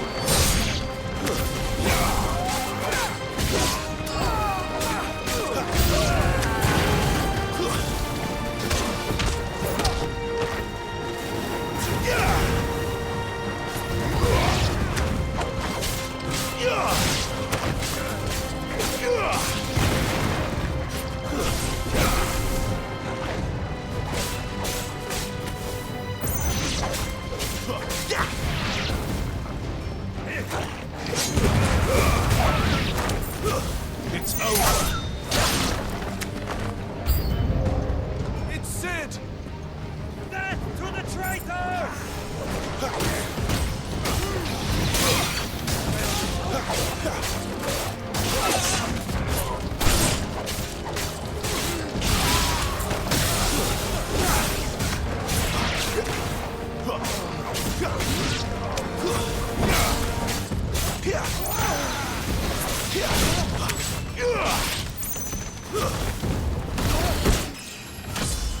Level up.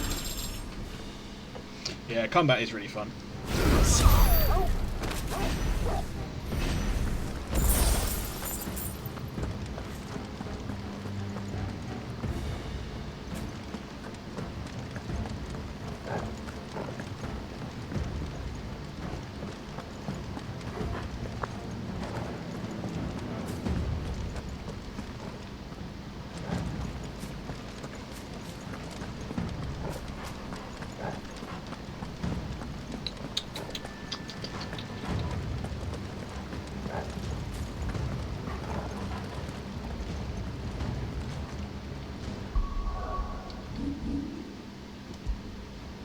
I assume we're coming up to a boss.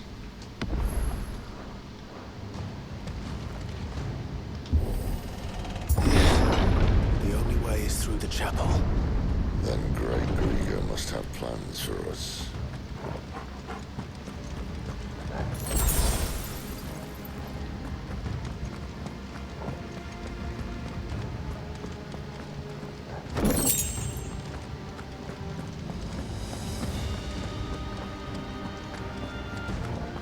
No other chests over here? No.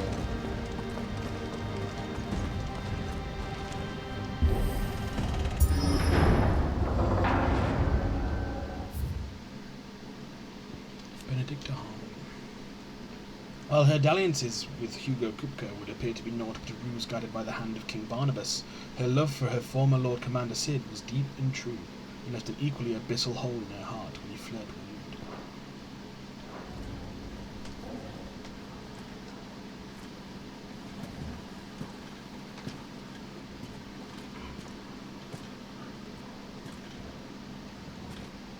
What the hell happened here?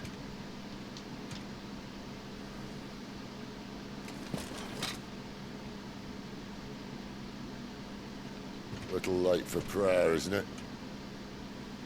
Do I seem so desperate as to grovel at the feet of a false god? I was waiting for you. Not for too long, I hope. All this for a midnight chat. Well, let's chat then. Where are the men and women you took from Lostwing? You mean where's the dominant? Well, you shall be requiring his services indefinitely. Come back to me, Sidolphus. I need you. Think of all the things we can create together. The world that we can build. You need me? Your king needs me. I'm all for building a new world. Just not his. That bastard's dreams are as twisted as his promises are false. And I want no part of them. King Barnabas saved you, and this is how you speak of him. Have you no shred of loyalty? What? To a leader who'd use me? Like he uses you? You know nothing of me, Sidolphus. You're right. I don't know who you are anymore. Or what you want. I only know what you used to say. That you were tired of running. That you just wanted to be free. Free of it all. You weren't lying to me then, so what changed? What made you think you had to sacrifice who you were to get what you wanted? Sacrifice. I use my talents to my advantage, and you would tell me there is shame in that? If there's no shame, then why do you feel so sorry for yourself? A rousing speech, Lord Commander. I was a fool to believe you might have changed. The only person I feel sorry for is you! I can't do this anymore.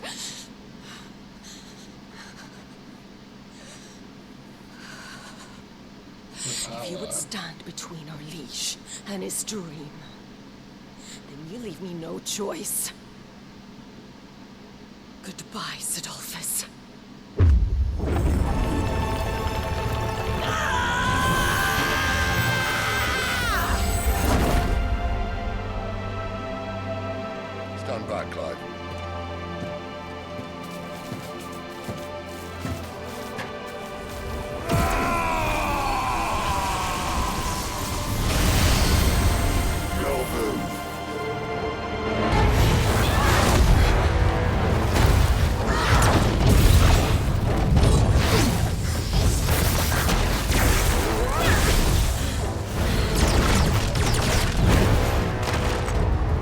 stand back as they turn the entire room to rubble.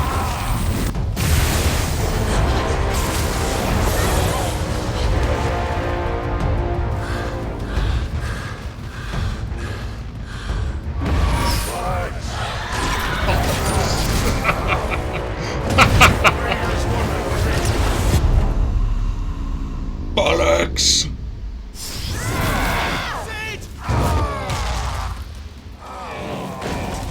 Oh.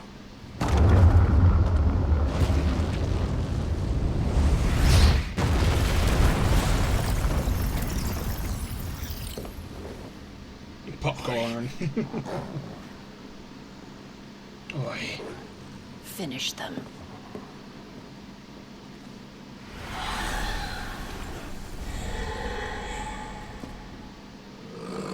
Well, Sid. At least it's not 3 against 1.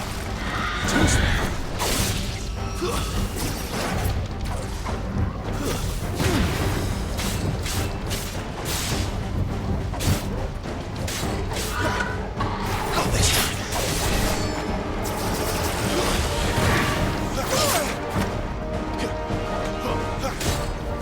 Look, my wounds, boy.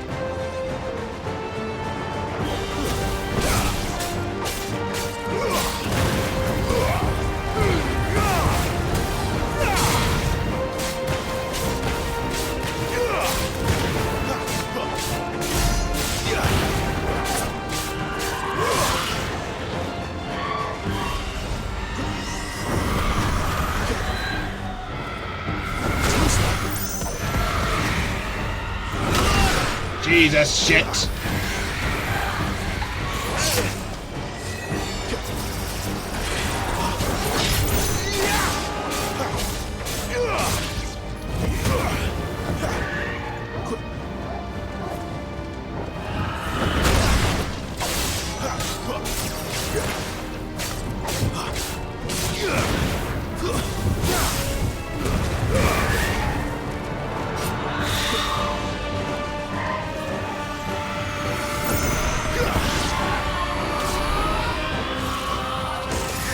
Oh, you've inherited that one's power. Come on.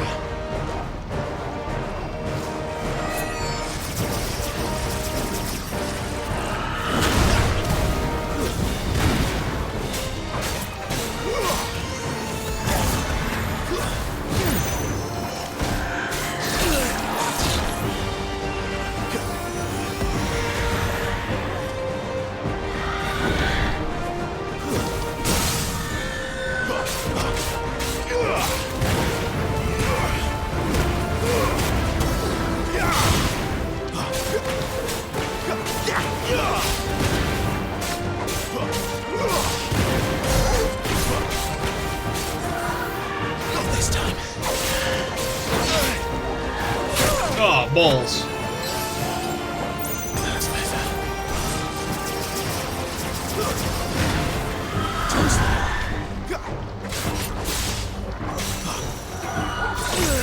Not this time.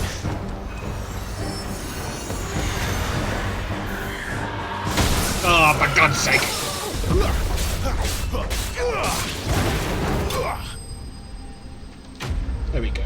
Supana and Tirana slain. I have no idea what's happening, but it looks cool as fuck.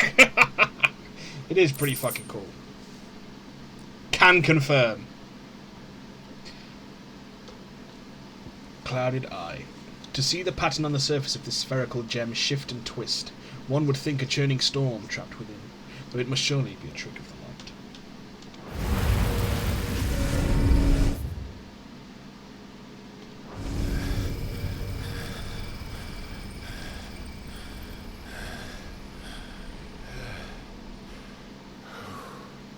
Oh.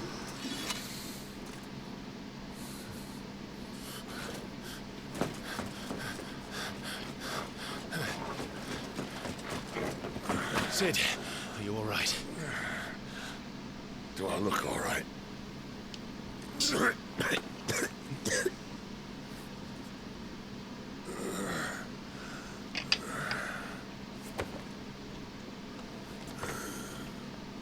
Well, the question we really want to know is, are you going to live? Benedict too will be on her way to collect the Dominant, if she hasn't already. You can't afford to let them leave. Remember, she has wings, you don't. What about you? Before or after I catch my breath? Sorry.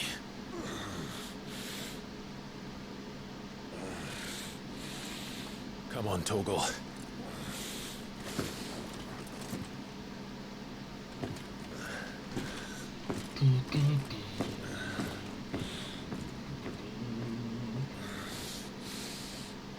Yeah, they're hunting for Ifrit's Dominant because, well, Clive wants him because that Dominant killed his brother, the Phoenix, all those years ago. In when the Sanbreque Knights betrayed the Kingdom of Rosaria, snuck into their castle and killed the Archduke. And it was all orchestrated by the, or partly orchestrated by the Archduke's wife, which was that bitch, you know, who treats Clive like shit because he's not got the Phoenix powers. She must be here somewhere. But this is a revenge mission as of now.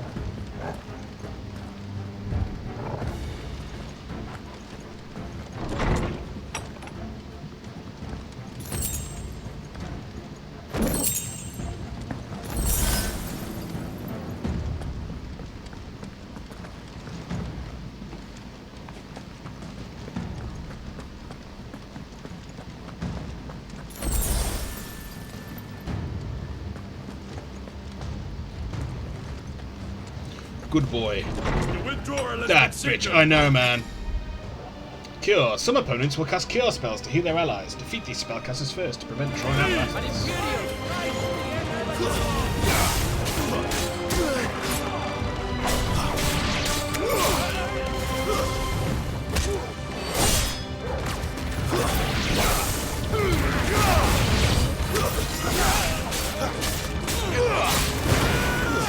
Stay down!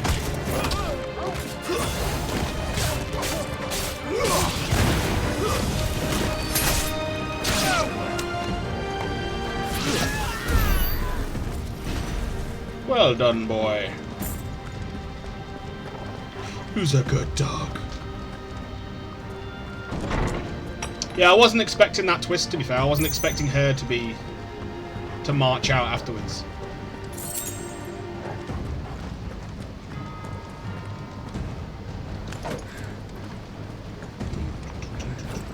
I'm running out of tower.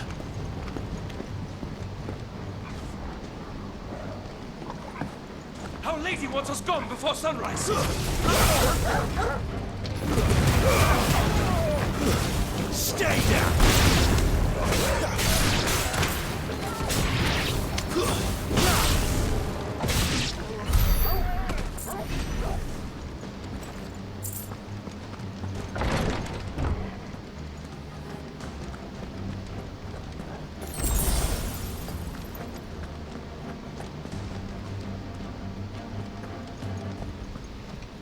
Up the stairs we go.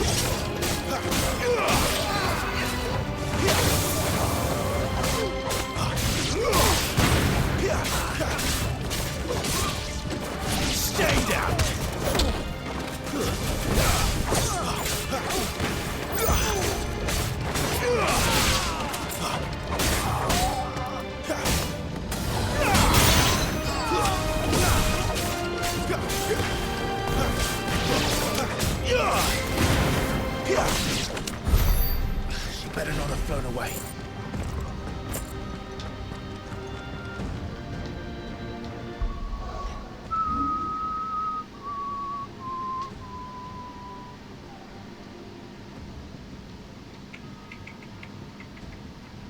I think I want to master that one next.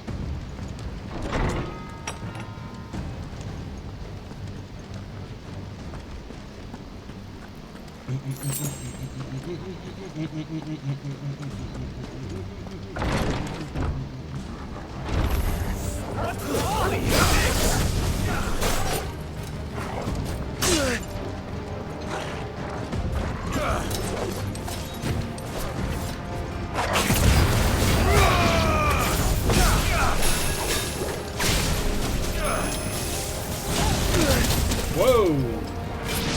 A little help!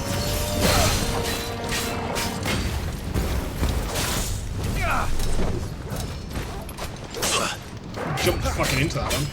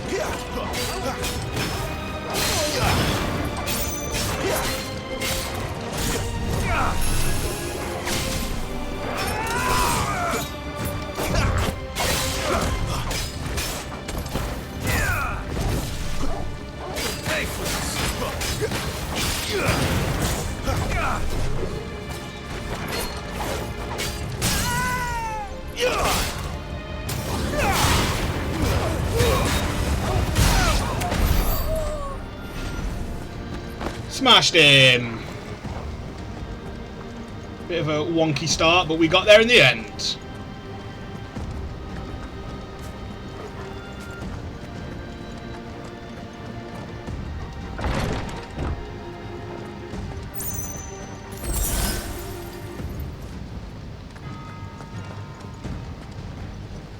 The Green Tower.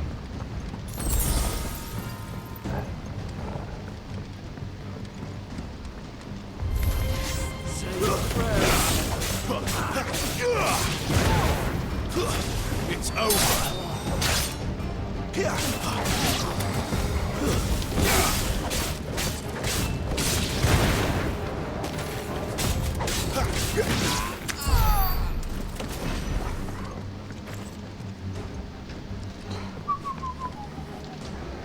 Just drop by to say goodnight before going to bed. Have a great evening in stream, Boona and chat. Thank you, Dee! I appreciate it. I hope you're good. for stopping by. I hope you are well. Hope you have a good sleep and a good day tomorrow. We'll only be on about half an hour more anyway, so never fear, you aren't missing much. Apart from my scintillating company, of course.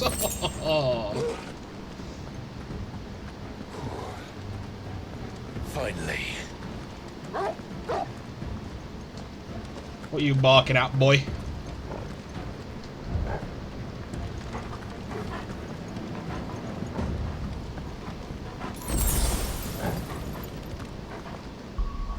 Then let us do this shit.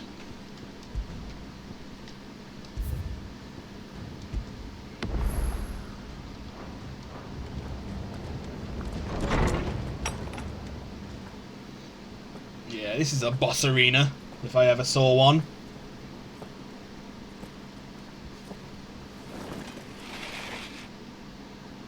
I confess I expected more from the old man.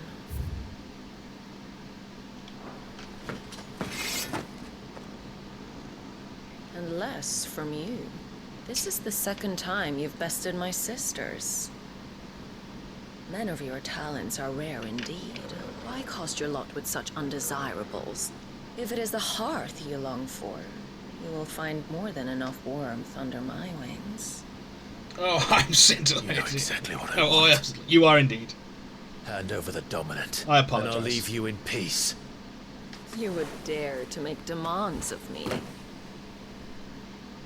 Know your place, little lamb. Oh, I like the lining of her coat. Fool is the shepherd who heeds every bleat of the flock.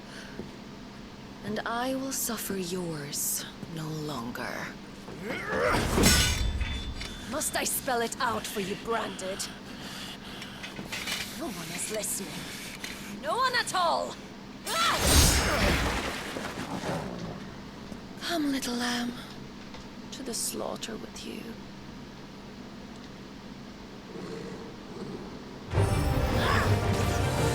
Oh, come on.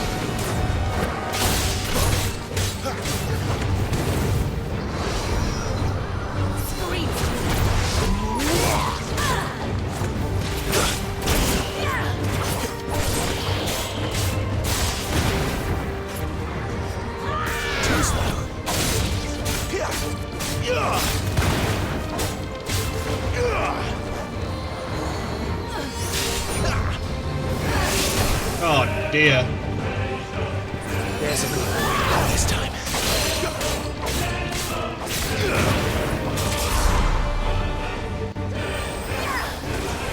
Oh, for God's sake.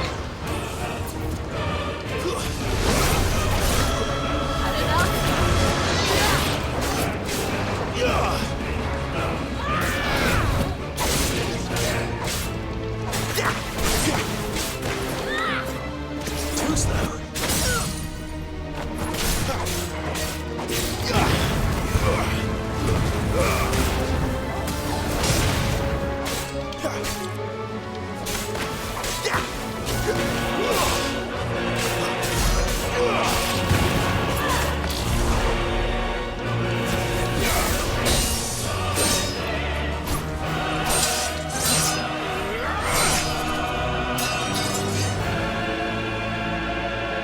Where is he?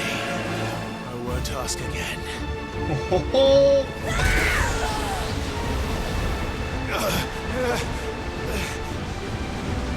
You pay for that.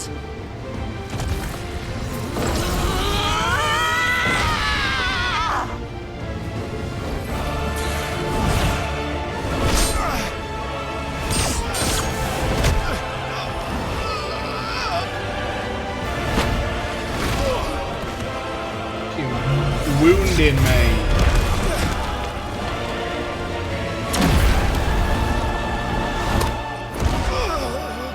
Dodge this.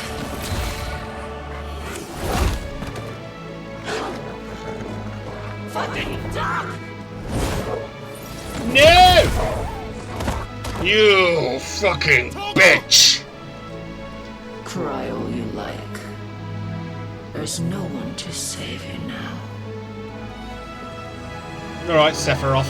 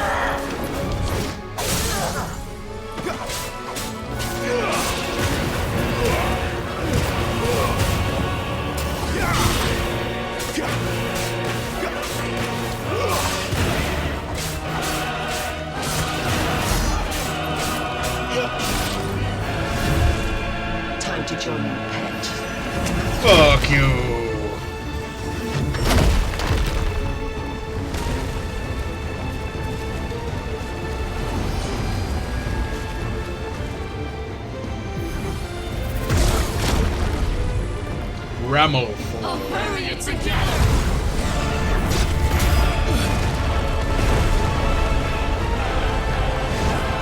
Talk about overkill, bro.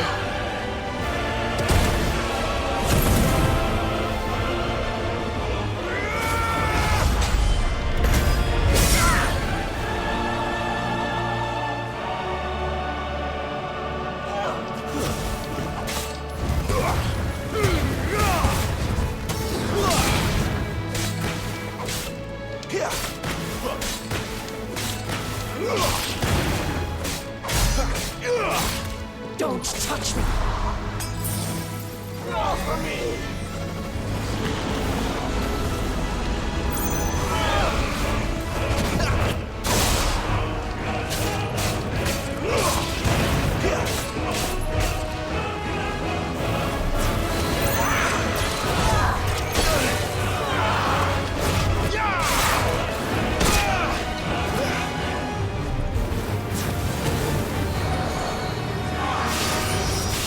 Too slow. Not this time.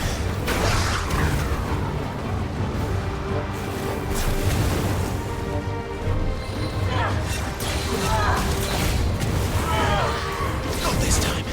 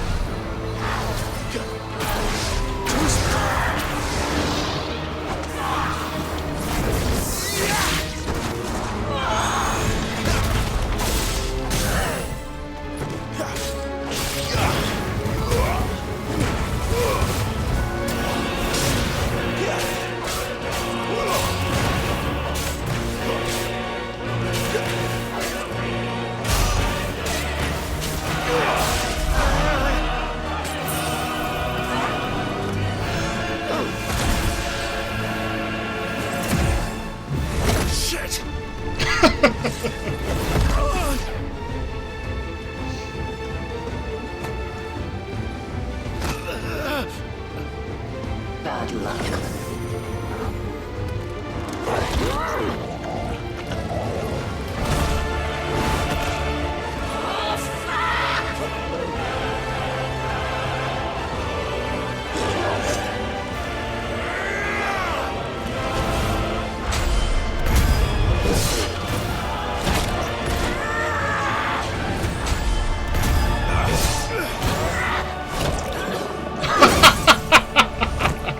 That was fucking awesome. Jesus Christ. Taller with a hurricanrana.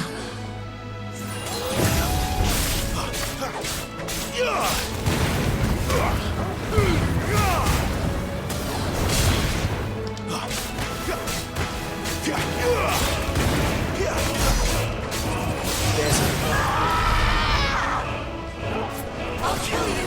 I'll kill you, Paul!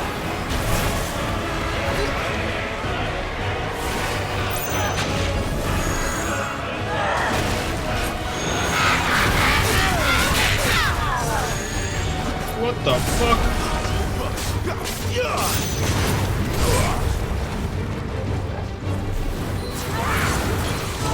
Not this time. Oh shit.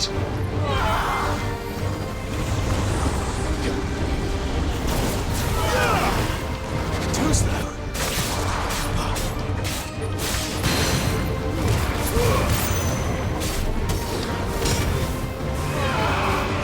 Not this time.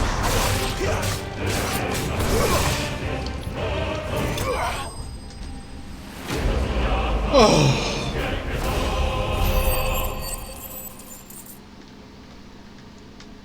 Whew. Level up. Victory! The will of fire, rising flames. The residual fire ether that, having failed to dissipate on the battlefield, is instead manifested. Okay, so it's saying just for a different thingy, for a different power.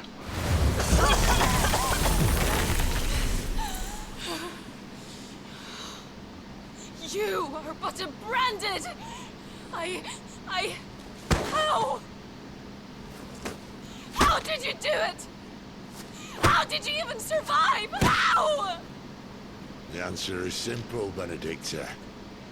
He was fighting for something he believed in. Shut up! Why aren't you dead? We've played your games. Now tell me where he is. Who? What are you?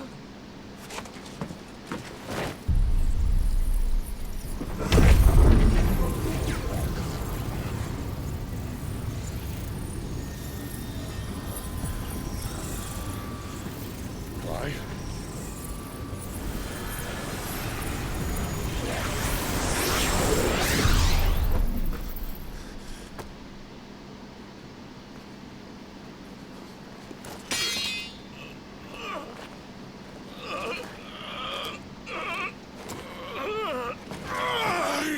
He's just taking her power.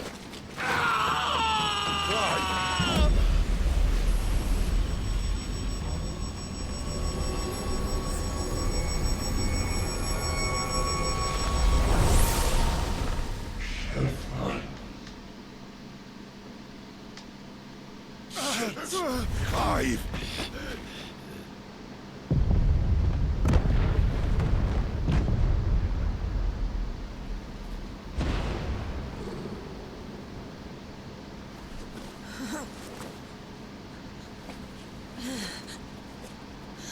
Enough of this.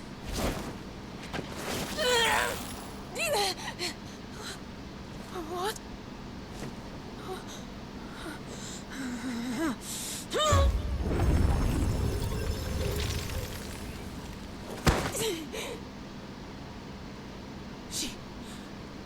She's gone.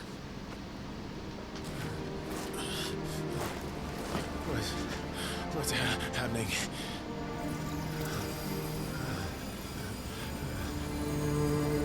Give her back! Give her back! Give her back! My lady!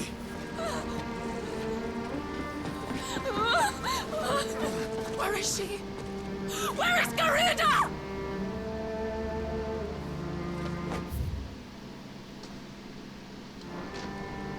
What have you done to me?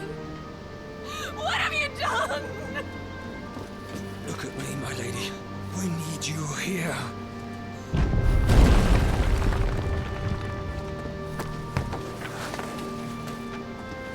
What the hell is going on?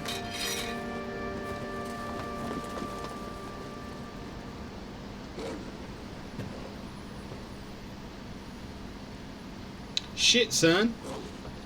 Her power, you took it from her. How'd you do that?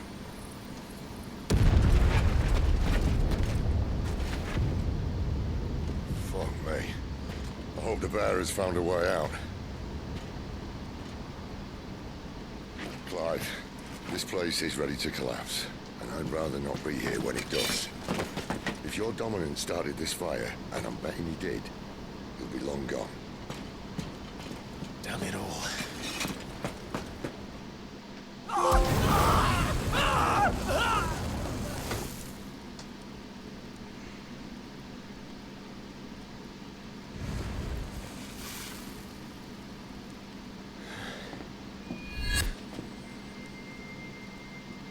What was that? I created a diversion as commanded, Your Grace. The villagers escaped in the confusion. As should we. Yes. A man named Margrace, a mysterious man that many believe to be a dominant of fire. He's rarely seen without his heavy robe, nor his loyal attendant. The two journeyed together far and wide across the realm to an unknown end.